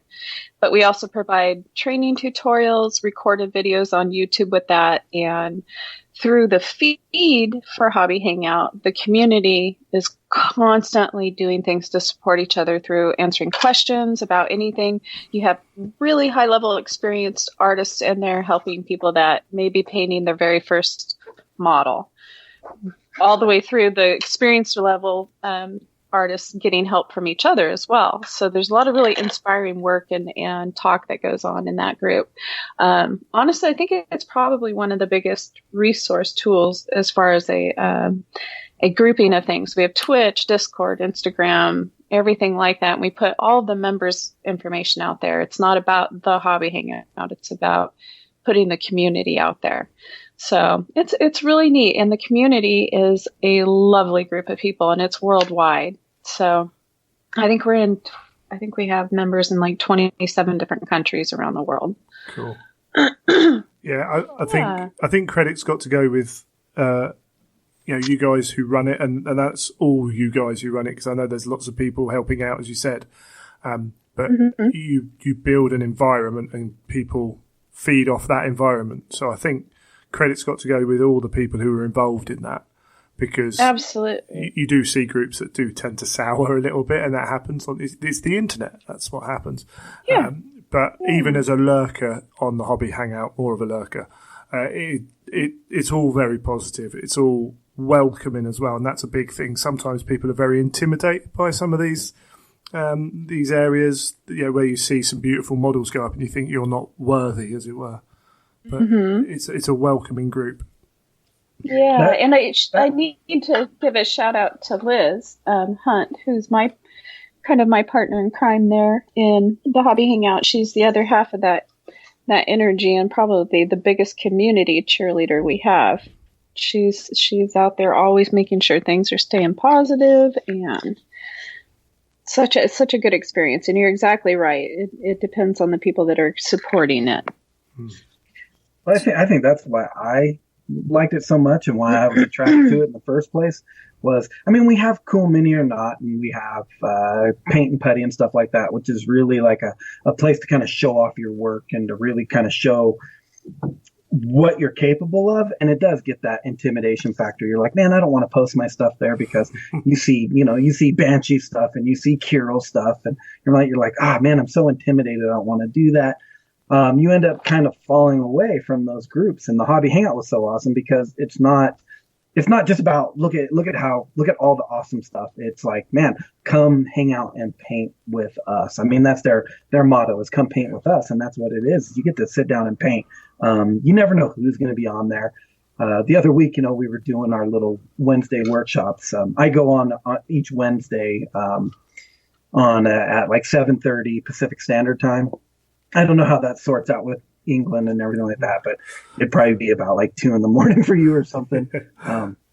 But we get on, we do a little live kind of tutorials on stuff. Lately, we've been concentrating on like airbrush, prepping paints for airbrush. We've been going through all the different lines of paint and how you can use them and what they're good at and kind of what you can expect with them, stuff like that. It's fun. But where the value with Hobby Hangout is like after we get done with the tutorial, after the official part, it's just kind of a hangout. We're just chatting. I got out Mortarian the other night, and all of a sudden we kind of had like a impromptu non-metallic metals class. It was a blast, and you don't need to be intimidated. It doesn't matter if you've been painting for 50 years or if you're putting brush to the model for the first time. It's a great community, and that's what it's about, is about hanging out. That's where it started, it was meant to just be a hangout. Nobody wants to sit and paint by themselves. You mentioned that you kind of turn on the TV and, it's nice, it's relaxing and stuff like that. But sometimes it's fun to interact and talk with people, and then you just get that creative juices flowing. And, and that's where the value is, for me at least. Yeah, absolutely. I'm sure other people get other values, but I loved it. I thought it was awesome. I'm glad to be a part of it. I'm glad that Kat has allowed me to be a part of it, because I think it's the best thing on the internet. That's really cool. Yeah, as a podcaster, I get to interact with people around the world, who listen, because, the beauty of digital media, isn't it? And this, people sometimes say, oh, how can you do this? How can you do that? Well, actually, if you're part of a group like this, you will build relationships with people. You might never meet them. You might meet them, at an event. You might travel halfway across the world to go to an event to meet them. And those kind of things are amazing when you connect like that with different people, and you just never know who's around the corner on the internet. That's the beauty of it. Oh yeah, exactly. We've stayed while teaching our workshops. And we'll be talking about that in a little bit. With CK Studios, Caleb and I literally travel to different parts of the world, a lot of them in the United States and whatnot. And we can almost guarantee we can reach out to people within the community now, just through all these connections we've made, and stay with people when we go places and meet the people that, we've interacted with online and done that. And it's been a really fun thing. In fact, I was talking to a guy in a hangout the other night. Alex Williams hosts a Warhammer 40K hangout on Thursday nights in the US. And he was talking about how he's one of the original members. Sure. And from that, he ended up meeting us and meeting a bunch of people in his area locally when we went out to do our workshop that he would have never known. He ended up moving in and roommating with one of the guys from that class, and probably at least 3/4 of the people in all of our workshops are members of the Hobby Hangout. So they're getting to meet each other for the first time. And these guys are making gaming groups and painting groups and all kinds of stuff. So that translation is special. We've created such an environment that they literally feel like they know each other before they meet each other.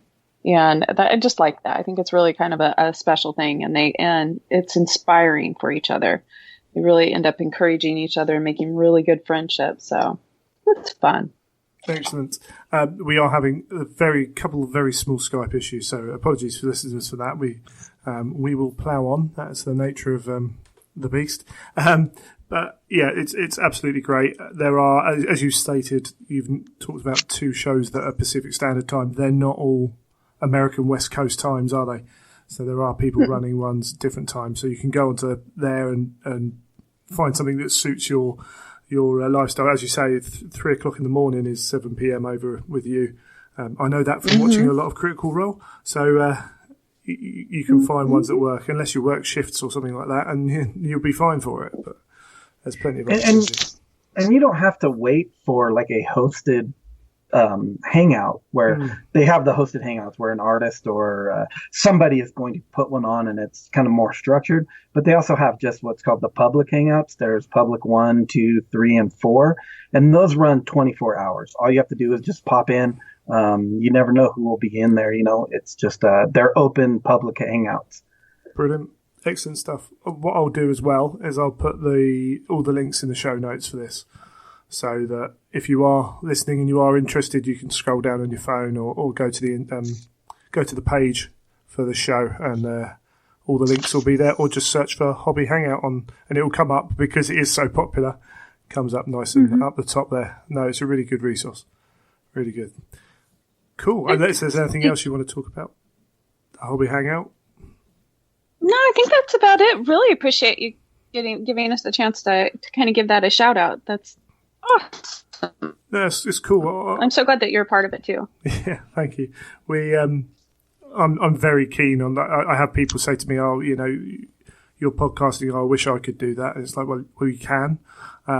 It's amazing how many people do want to give back to the community that don't realise sometimes it can be quite a simple idea. You know, and everyone's got different skill sets, so simple is always relative. But there's lots you can do, and you know, this is a really good one. So you never know. Yeah. Someone listening might have the idea for the next awesome group hangout, chat, the media format. Who knows? Who knows? Right. Okay, cool. So beyond that, we have, as you said, CK Studios. Now, airbrush classes are becoming quite the thing in the last couple of years. How long have you guys been going? I personally have been painting since 2009. I think that's what we figured out.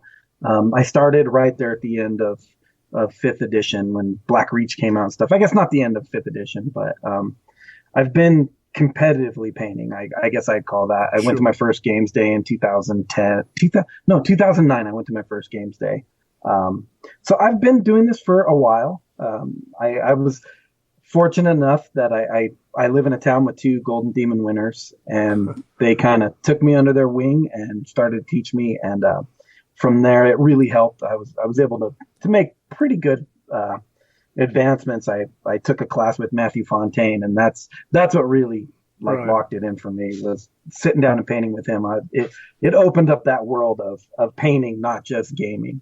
And so we've been doing that. And then, I guess I started teaching. I was teaching at Adepticon, Nova Open, ReaperCon, stuff like that. Got in with the WGC group, the Wargamers Consortium. Sure.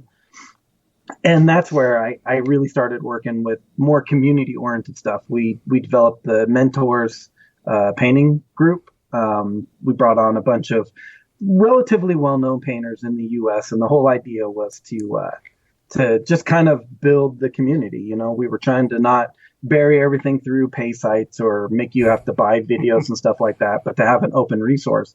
And right about the same time that happened, Kat started Hobby Hangout. And that's where we started talking, me and Kat. We started talking a lot. And at some point, we decided that we wanted to kind of branch out from WGC. It wasn't really going in the direction I wanted. It was starting to stagnate a little bit. Like we said, you know, most groups will do stuff like that. Yeah.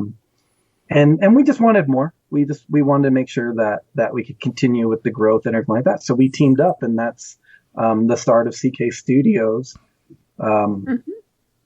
Right. And yeah. From there, we started out teaching. Actually, we were doing a lot of we started teaching dual. What would you call that? Dual instructors. We tried it out for the first time at Gen Con. We had a little snafu with Gen Con that year. They didn't put a class limit. Wow. Okay. To the class. And within like 25 minutes, we had something like 90 students for a 20-student class. So it was interesting, but that forced us. We ended up having to do 3 classes that were just overloaded with students. Wow. And we really buckled down and figured out a new system. And we found out that having 2 instructors was just like amazingly helpful, because some students might not click with the way I teach. Sure. And with Kat, you know, we have different mindsets. We come from different areas. I'm more of the technical, traditional Golden Demon type painter. She is more of the artist expression type painter. Right. And it really helped. And we just said, man, we need to build on this. And that's what started the Weekenders. We did do a few figure classes, which were really fun, but we're finding that everybody everybody's very, very interested in airbrushing right now. A lot of people are spending a lot of money to get airbrushing. Yeah. And we have a unique, I wouldn't say a unique skill set, but just through what we've developed with these classes, we're putting out something that's very, very unique. I haven't sat through another class quite like ours. And the response has been amazing. It encourages me to just keep wanting to do this because of the response that we're getting. People are loving it. So that's what got us into this. And from here, we've been traveling all over the place. We've been up in Canada. We're across the United States. And we're finally getting our first opportunity to go over to UK, which I'm super excited about. Awesome. I guess I've talked long enough. Kat, do you want to add? Sorry. No, I think you pretty much covered everything. That was good. Yeah, I have to agree. We do have a unique style of teaching, and having the two instructors in the classroom and coming at things from different perspectives. When we're teaching, it's especially effective in our workshops because, we are working with equipment that tends to have issues. And if you have folks that are new to airbrushing, which is perfectly fine in our workshops, it's a very good environment for all skill sets. Actually, it really caters to all skill sets, but you'll have problems with airbrushes and things like that. With two people in the room, it allows for there not to be any slowdowns or hiccups or stops. I can help people directly one-to-one while Caleb continues instructing, and it doesn't interrupt the flow. We can have classrooms with 30 people in them, and it's non-disruptive, even with all the airbrushes going on. So there's a lot of advantages to it, not just with our approaches to art, which is we are coming from two different directions. So it's kind of cool. Yeah. A lot of fun to teach that way too. Cool. Yeah, I mean, as I say, there are, I could probably rattle off 6 or 8 airbrush courses off the top of my head from listening to podcasts and being in and around. And having something different, has made you guys stand out. As I say, I've first I really got hold of you was through the independent characters, and I know I trust that Carl would never promote something he didn't believe in, and knowing him and knowing how he likes things, that means I can judge what he's saying, which is really good. And then hearing other things from other people, but having those two people, two different styles. I've got an airbrush. I sometimes use it to put one layer of colour on the model. I don't really use it to the extent that I should. But I have that little bit of the fear of how do I even start with this thing. Sorry, I was just going to say that is exactly who we're after in this class. Sure. You are in the 101. Right, in the 101. Well, even the 102. You are the perfect student for this because this class isn't going to revolutionize or change the way you paint. It might help and increase it, but what we're really after is dispelling that fear of airbrushing, get you comfortable with it. The first thing we tell our students, they ask, well, what do I need to bring? We tell them, bring your airbrush, bring your compressor, bring your paints. We can give you guys all the stuff we use. We can show you. I mean, we could sell Badger to you, and we could push Badger on you. We could push the paint lines that we use on you or something like that. But that doesn't help. How many classes have you gone to that you learn a technique from them, but you take it home and you're like, well, I'm using different paints. I have different brushes. I can't apply this at home. Yeah. And our goal is that everything you learn in the class, you immediately take home and use. Like that day you could use it. That's our goal. And that's why we want the students to bring their own stuff. That way you're totally comfortable with everything you have. It dispels that fear. And then we're going to teach you how to use it and build your confidence. And then when you go right into the 102, that class is a building block to that. It gains your confidence in the brush. In part of it, we talk about it. It was very funny to me. We airbrushed the inside of the mouth on that orc. And a lot of students look at it and they go, we're going to do what? And, you talk to them and you get started a little bit and they're like, well, wouldn't this be easier to do with the brush? And I say, yes, this would be easier to do with the standard hand brush, but we're going to do it with the airbrush so that you learn the limits of your airbrush, exactly what your airbrush can do, and how to make it do things that you didn't think were possible. And that's the goal. The goal isn't just to sit in and show you guys how great we are at airbrushing, to kind of build. We want to build a skill set that you're going to take home and you're going to constantly use. And I think that's where the result is, because if you look at all of these students that have attended our class, they all say the same thing. I can't believe how much more I'm using my brush. It's changed the way I'm painting, because not that we taught them some fantastic new technique. It's because we built on their existing skill set. Sure, yeah. I must. So, just talking off that, when you've got 20 odd people in a classroom, they're all painting with their different things. Do you see the model they're painting? Do you see it come out differently? There was in the heresy scene. There was one set of in the UK. There was one set of airbrush classes, and then these guys were touring around. And if I went to an event, I could pick out who went to their class on every table, because all their tanks were done exactly the same style. They all looked very good, but it was a signature style, if you will. Mm-hmm. The dreadnought itself for the class, will have a tendency to do that. Right. The reason being is that there's a couple of techniques that I want to teach. And because of that, we exaggerate a whole bunch of things, and it does get a certain style. The dreadnoughts you will see. But then once they've taken the class, if you look at what they paint afterwards, it's all unique. If you look at Josh Dunkerley's stuff, his Death Guard stuff, and then you turn around and look at Justin Kiefer's Night Elf or Dark Eldar stuff, and then you turn around and look at who just posted up that new stuff that they just painted. They painted the Spire stuff. Is it Bruce? Yeah, you look at Bruce Kuntz. Yeah, all of those guys all painted. They all took our course. They all took what they learned in it, but it built on their techniques. It wasn't just, paint this style. And that's not what the class is about. And you see the uniqueness. I think there needs to be a lot more said, though, to the fact that we are teaching airbrush painting techniques. We're not. It's not just about going in and us telling you this is the right way to do it. This is what we have found works time and time and time again for almost everybody that's doing it. And so some of the techniques that we're actually teaching and showing translate so well that you can step off of a dreadnought and apply the theories behind it.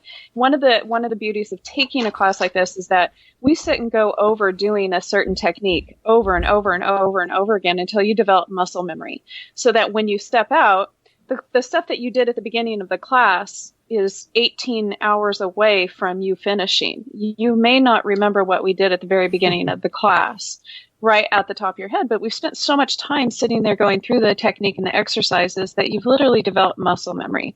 And our class is it's a building block, building from what we start at the beginning of class, and we just keep building upon the different techniques, and it just expands and expands towards the end of class.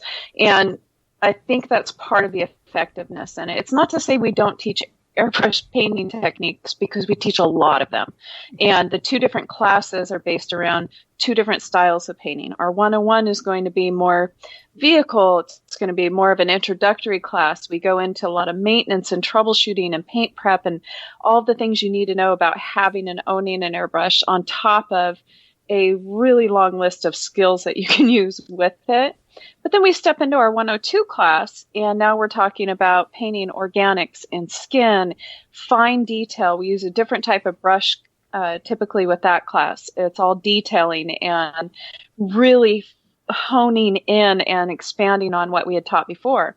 But we teach both classes in such a way that you don't necessarily have to have the 101 class to take the 102 class, because we're going to be teaching you skill sets, and you're going to be practicing them until you've got it.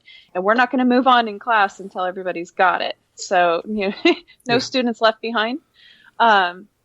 So it's not to say we don't teach, and I don't want that impression to go out there, that we don't teach how to actually use the airbrush, because we absolutely do. And I think the uniqueness is that they're actually able to walk away with those things and not even have to think about what they learned.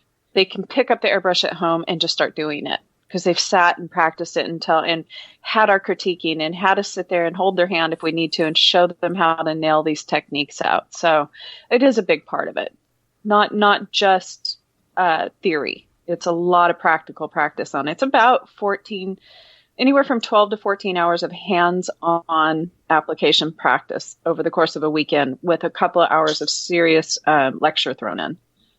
Cool. Right, yeah. And that's great, because I'm not saying that other people don't teach techniques in that respect, but once it just appears from the outside, and it's all perception at the end of the day, that they teach the way to paint something, or their way to paint something, should I say. And then that is what they teach. But from the outside, listening to you, it sounds like you're teaching, as you said, it's skills, it's techniques that can then be adjusted to the individual, to what you're painting, and you're building up a tool set, basically, to take into painting. Exactly. In fact, I start out my class, and one of the first things that we say is, this is what I have found works for me. It's not the end-all, be-all. This is not the only way to do it. This is just what I've found that works. And then I encourage the students, I say, at least try. At least try my technique. If it doesn't work, what we'll do is we'll just keep working and adapt to what works for you. Oh, wow. So if you don't like a certain technique that I'm doing, it doesn't mean we're definitely not teaching a monkey see, monkey do class. It's definitely how do you take all the skill sets that we're going to teach you, the techniques, the application, and make it work for you. That's our goal. Yeah, and that works twofold, because that A produces a greater result in terms of being able to transfer those skills, but also means as a student, I'm going to be more interested and engaged in what you're doing. Oh, yeah. Which is only going to help when you're sat there, as you say, for a period of time, hours at a desk. Exactly.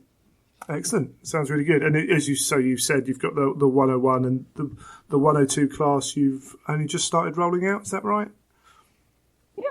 Yeah. And we're looking at, we're getting, oh my goodness, we're getting a lot of requests for our 102 class right now.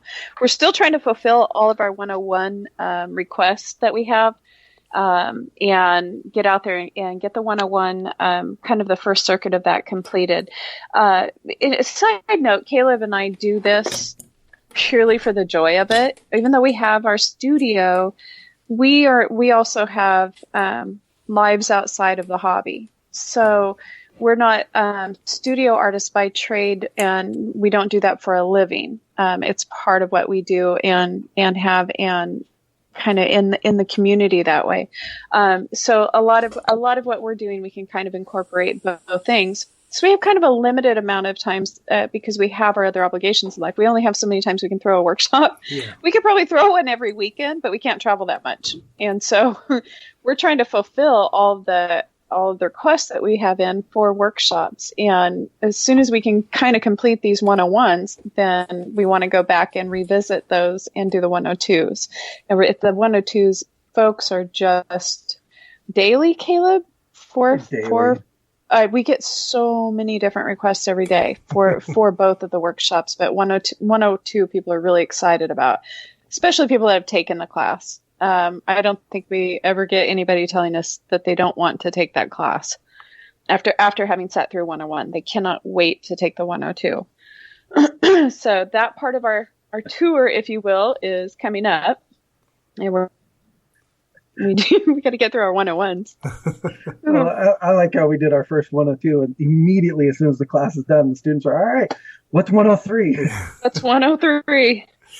Excellent. Well, yeah. I suppose feedback doesn't come better than that, does it? It was great. And we were really going, oh, we hadn't even thought that far yet. Let's see. Yeah. What can we do let's get through 102. Excellent. So that means when you do listen to the talk about the tour, the different places you're going to be, that you want to get on those tickets fairly quickly. because they're going to be popular, which is all good. Exactly. So where are you guys based? Bearing in mind we're talking about we're roughly West Coast United States. Sure. I'm just across the border of Kat in Nevada, and then she's in California. You're right. So yeah, it's not bad. It's I think it's a good central location to be at. Relative. There are worse places in the country to live, and in the world itself. I don't know. You need to come spend some time in California. It's on the list. It's becoming one of those places that you want to leave. Well, yeah. Wow. It really is. In contact with a few of the Black Library authors who've gone and lived out there now, getting some stories back. Yeah, there's always worse places. At least you got some sun. This is true. Excellent. So this tour. So as you said, popularity's grown hugely for your courses, and in fact, we should say you've got Facebook site. If you want to look up any of this information, CK Studios on Facebook. There's loads of stuff up there, and again, we kind of posted in the group chat in the Facebook group for the podcast as well. But we've got the information up there as well if you want to follow it through. But you've got a list of dates for different places. And we can probably do a quick run through of our schedule if Sure. anybody's just interested in hearing it. Yeah. Of course, we're going to meet you at an LVO coming up. I'm super looking forward to that. Yeah. We're teaching there. One class that we get to do at LVO that I'm looking forward to is it's called the Nurgle Effect. This is a class that I taught in the past. It's based off of, if anybody follows Golden Demons and stuff, Todd Swanson, he's a pretty prolific painter here in the U.S. Years ago, he won the Slayer Sword with his Plague Lord, and he kind of developed a weathering technique based off of that.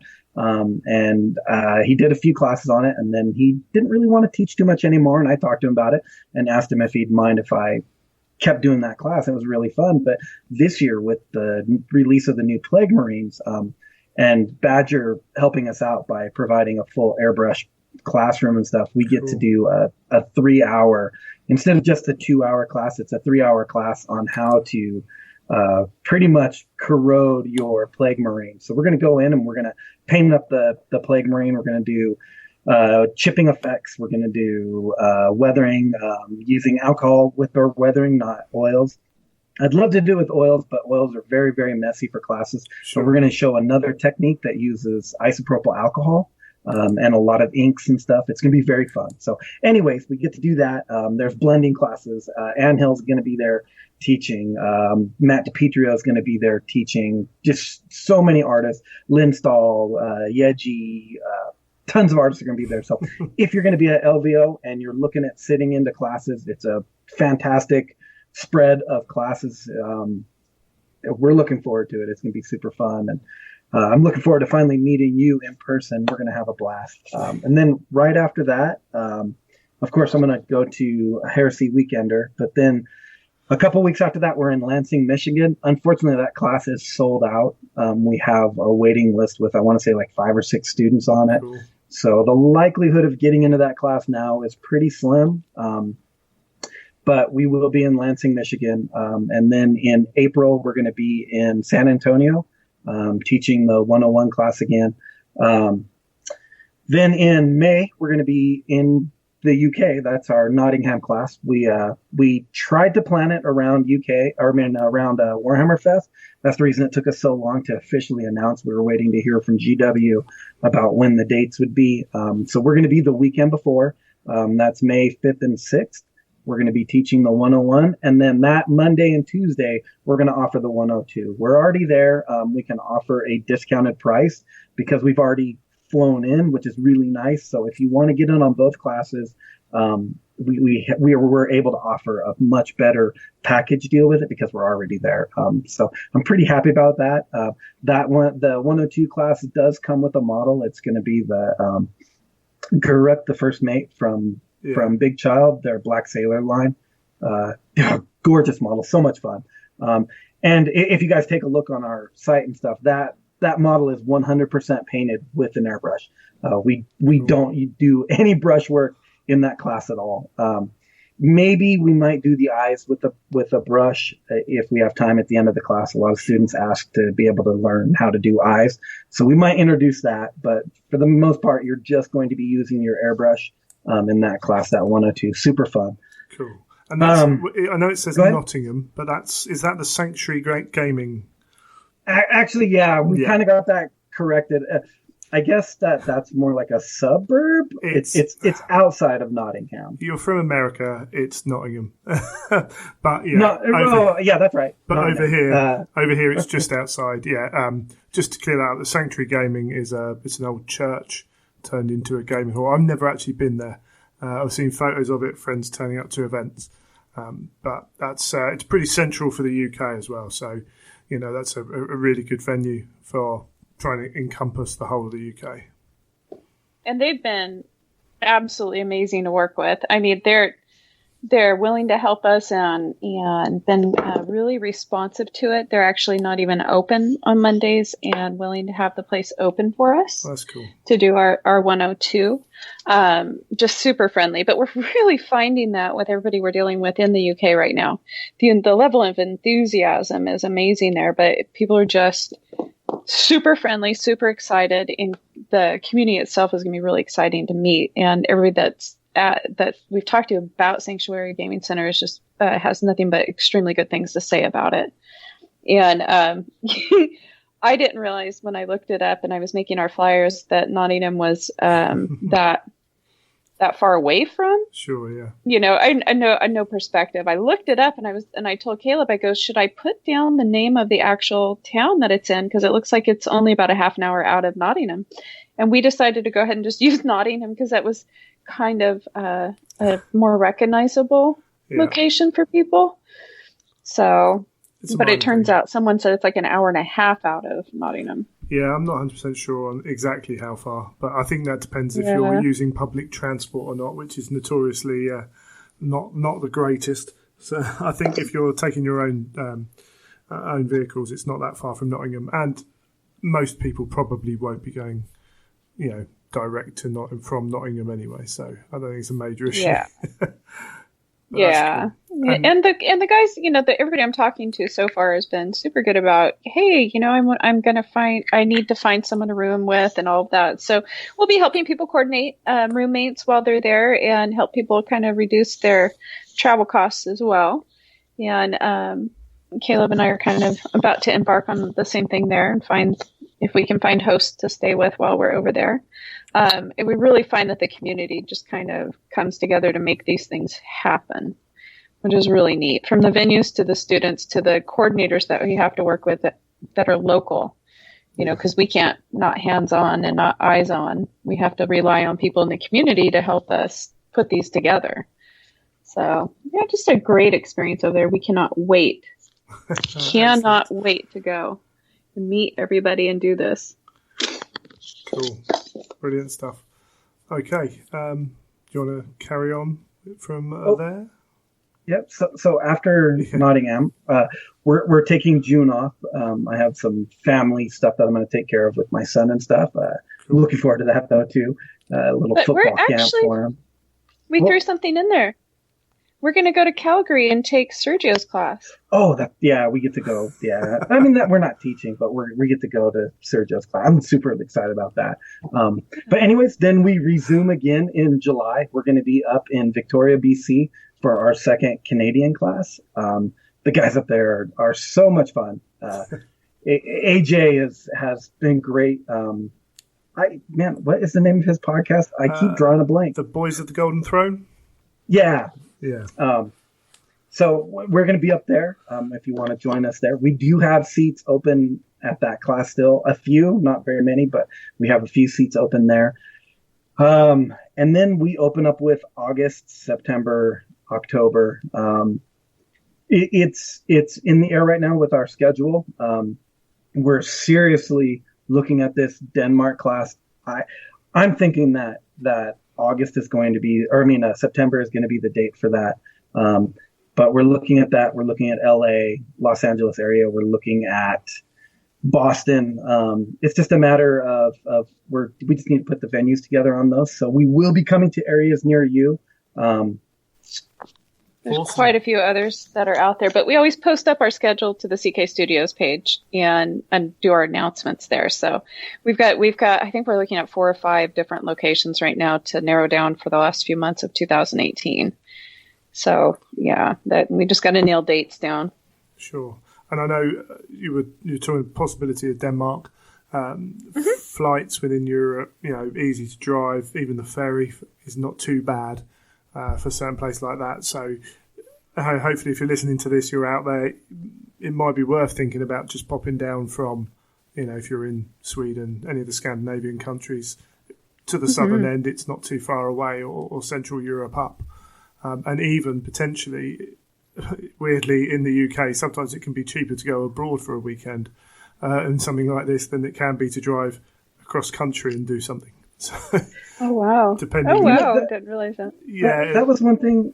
I'm sorry, that was one thing I want to ask you about. Is I was told that if you're in Europe, you get into a different website for flights, and I'm hearing that you can get a flight for like 45 euros from Spain to Italy, or from Spain to Denmark, or something lots like of different that. things you can do. There's like club, shopping point vouchers you receive for spending money in shops, and you can get flights for £10 plus taxes if they're short enough. So I could fly to Paris for not a lot of money if you wait, but look at the right things. There's some really low cost airlines. I mean, you get what you pay for sometimes. But yeah, I've flown to Paris for very little before with BA actually. I know the guys who are coming out to Vegas with me, they've got, we were looking at seats for Vegas, £350 return, which is, nice. It's a ridiculous amount of money for a 12-hour flight. Yeah, we can do that. I think you guys get a little bit hit on the flights. We get gouged. Yes. I think it's just a case of there are so many countries with their own airlines, lots of different airlines, that everything gets quite competitive. It might just be that. But obviously they don't want to pass it on to everybody. Yeah, so yeah, absolutely. I mean, I'm in the southeast of England, and any time I want to go anywhere, I've got to get past London, which adds on, an hour plus, depending on traffic. And sometimes I had a friend who used to go to Holland to race his motorbike because he got home quicker than if he went to the northeast of England. So, oh wow, yeah, it just depends where you are and what your transport links are as well. But hey, it's all good fun. So yeah, absolutely. Nottingham, your one in May. I'm looking at trying to get up there. It's going to be an expensive year for me. Just spent money on like a Grand Canyon tour for Vegas and stuff, and I'm looking at it going, we've got a wedding. I'm getting married in September, so I've got a wedding to pay for. So it's like, oh my, yeah, congratulations. But yeah, we're buying a house as well, so it's like just trying to manage everything that's going on. But fingers crossed, I can get up to that, because I do need something to kick me in the rear to get my airbrush. Once I've invested in it, and I'm not getting the value from it, and that's exactly common. Yeah, it's frustrating, but that's cool. Yeah, so there's a lot you've got. I mean, well, you've got a lot going on for it not being your job. And as you say with these events, so when coming to, let's use the English one just because I'm thinking about it. I take my airbrush, my compressor, the paints I want to use, and you use a dreadnought. Is it the same thing every time? Yes. Yeah. Cool. And is that any kind of dreadnought? I would like the Contemptor dreadnought. Sure. The reason that I like the Contemptor dreadnought is the best Dreadnought to learn to paint on. The round surfaces, the square surfaces, everything like that. How to deal with light, how to deal with shape, everything. It's a perfect model. While I don't want to tell everybody, no, don't bring your Leviathan or don't bring your Redemptor, I would prefer the Contemptor Dreadnought. I think you will get more out of the class by doing the Contemptor Dreadnought. But at this point, we've adapted the class enough that I think it would be okay. Right. Yeah. But we would prefer the Contemptor. And if you have the Contemptor, I think you'll get more out of the class that way. We're still working on it. In the past, we were able to offer a quite discounted Dreadnought. I want to say it was about 40% of retail. Cool. But our contact since then, we've kind of run out of that contact. Sure. We are working with a couple of other providers trying to find something a little more affordable. $60 US. I'm not sure exactly what it is for you guys with the pound, but that's quite expensive for the model. So we like to try. We're all about trying to keep the price down as much as possible. Like Kat said, we don't do this as a means to make a living. We both have secular jobs, but that kind of puts the food on the table for us. So we're in that unique position that we can really try to keep the price down as much as possible. And by doing that with the Dreadnought, we like that. That's why we offer the Contemptor too. A lot of people have a Mark of Calth box set or something like that. So they probably already own a Dreadnought. And you're welcome to bring your Legion Dreadnought and stuff like that. You can even go on eBay or wherever, and you can still find the Mark of Calth Dreadnoughts. They weren't popular with people because of the static pose, but if you literally just want one to take to the class, then that's not an issue, is it? So you can find them reasonably priced, shall we say? Right. And we really encourage sticking with a legit GW product too. Yeah. So whatever you're bringing in, we want to work on good stuff. Yeah, and for the U.S. and Canadian classes, we're able to offer, if you don't have the airbrush or you don't have a compressor, we don't want that to stop you from taking the class. We've worked out some fantastic pricing with Badger airbrushes, so we can get beginner setups and airbrushes, stuff like that, for roughly around the same price that Ken offers them at conventions. If you've ever been to any of the conventions and saw Badger's prices, they're phenomenal at conventions. We can get very, very close to that, which is really nice. I don't know how we'll work it for UK. We're not sure exactly how that's going to work, because it's selling items, stuff like that. But we need to do some more research on that. But we don't want the airbrushing to stop you from, or owning the airbrush to stop you from taking the class. So we can definitely work around that with you. So if you're still interested in taking the class, you're looking at purchasing something and stuff like that, maybe we could figure out something about loaner kits or whatever. We'll work through that. Sure.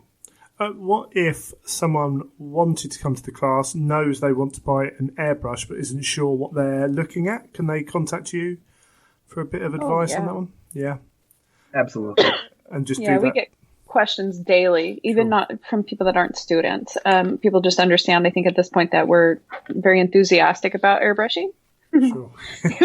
we get, oh my goodness, when Badger just did, Ken Sheffield, who owns Badger, just had a 54th birthday.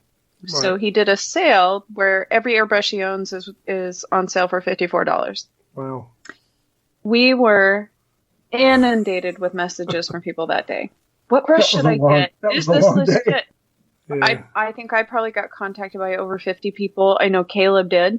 So we're and we try and answer everybody. Absolutely answer everybody. So it definitely use this as a resource. Caleb and I answer. It's best to contact us if you do have questions about airbrushing, general airbrushing, equipment, that type of thing. Student or not a student.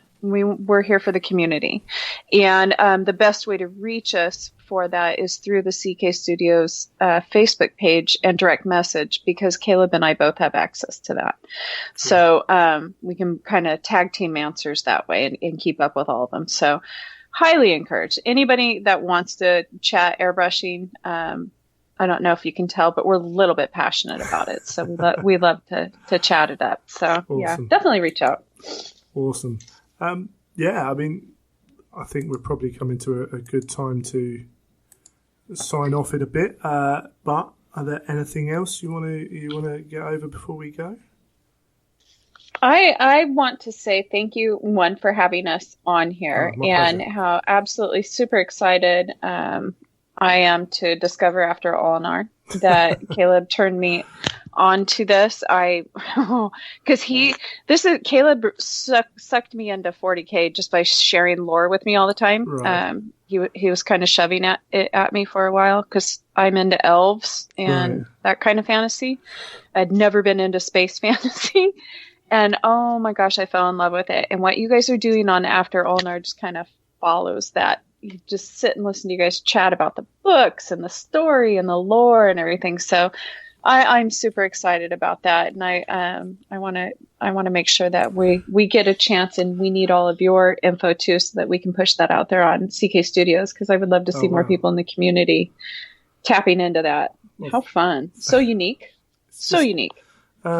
Yeah, I just need somewhere so I don't talk to the fiance about it, because I don't think she cares too much. So we can talk there and I can get it out of my system. Yeah, thank you very much. No, it's good fun. It is good fun. Well, I've gone all shy. doesn't happen very often. Thank you. Excellent. Caleb, anything before we... Man, no, I think we covered everything. Fine. That's cool. No, that's good. If you've covered everything, you've done your job. Just always aware that sometimes there's things that people forget. But as you say, so any questions can go through the Facebook page of CK Studios and Hobby Hangout. And the beautiful thing with Hobby Hangout is there's so many people on there who can answer your questions without even having you to do it. Yeah, which is really good. There's a wealth of information. And from my point of view, I just want to say thank you for you guys. Obviously, anyone who's listened to this will understand your passion. Setting up a group like a Hobby Hangout and not doing it as a profit venture is, it takes time and energy to do it. So thank you from the community, really, because it's awesome. Aww. All the warm fuzzies. We're all going to go completely silent. It's all good. Yeah, brilliant. Well, fingers crossed, I will see you in May. And we'll talk beforehand anyway. But fingers crossed, we'll see you in May. Yay. Thanks so much, Greg. That's quite all right. And thank you guys for coming on. As I say, I'll try and put as many links in the show notes as possible anyway. So if you have got any... If you don't want to go back and try and find the information, it should be there. Okay. Right, well, thanks once again for coming on, and we'll speak soon. Thank you. Thank you.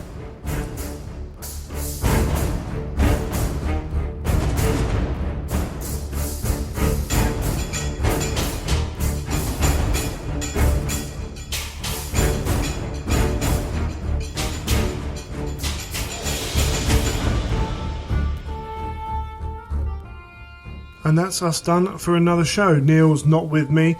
We've struggled to find a huge amount of time to recording because it was his birthday as well. So, hopefully it should be a short one. Just a quick reminder, keep an eye on Patreon. If you are already signed up and want to review, I suggest you do go and review your patronage. And also, if you are interested in supporting the show, you can head over there and have a look at what we're doing. This will be released. The Patreon itself won't have been finalised yet. Hopefully that will happen over the couple of days after this is released. So maybe up till the 20th of January. So if you're listening after that, it should be all ready for you. And don't forget the Nova Open Charity Raffle. I will put links to them in the show notes. So if you're not sure where to go, you can do that. Or you can, I'm sure I'll try and find the Nova Facebook pages as well. But you can find out, if you Google Nova Open Charity Raffle, you're probably going to find it there as well. And keep an eye out for what they do moving forwards, because they do some cracking stuff. If you've got any feedback, I have got a list from where we had the competition. I've got a list of topics and stuff. And once I'm back from the US, we'll be able to kind of hopefully plan that out a bit better and move forwards with that. But if you've got any more feedback for the show, Greg at theimperialtruth.com or Neil at theimperialtruth.com. Of course, you can also grab us on Twitter and Instagram at Child of Fang, at Neil Paints, and the show's at Imperial_Truth as well. And of course, we have the Facebook groups and pages. If you're working on something cool, come and throw it up in the group, and keep like the page as well to get information that we put out and follow along with that. Rob's doing a good job there as well, helping me keep it a bit more active than I can be with it, and doing those things that I need to improve on with my social media presence. So that's cool, and thanks to Rob for doing that. And then we are, as I say, this release is a week before the LVO, and that's a week before the Heresy Weekender. So if you're at either of those, then feel free to come and say hi. I will try and wear either the show shirt or the one with my Child of Fang written on the back, but I'm even considering doing some videos from a couple of them. It depends how much time I've got. So you feel free to come and find me. I think the LVO narrative event is quite a tight one. So if you come over there at that point, if you're in there, then I'm sure I will be fairly noticeable. And Heresy Weekender. So probably, as I said, we're probably not going to be covering a huge amount of the LVO, but certainly the Weekender coverage will come middle of February as well. And I know a lot gets put up, but there is usually something in there to talk about that's not as well circulated. And if you've got any kind of questions about maybe the Weekender, because I know there's, it's a small number of people that get to go, again, feel free to fire us over some questions and what have you, and that'll be cool. And of course, maybe I'll see some of you at the CK Studios painting event in May, which I'm really looking forward to, actually. Having done the interview and then kind of realised that I am going to be able to get to go, I'm kind of getting a bit hyped for it and wish it was earlier than it was now so I could start some other projects. But I've got some more other painting to do then. But we've probably rambled on long enough for this show, so until next time, you have been listening to The Imperial Truth.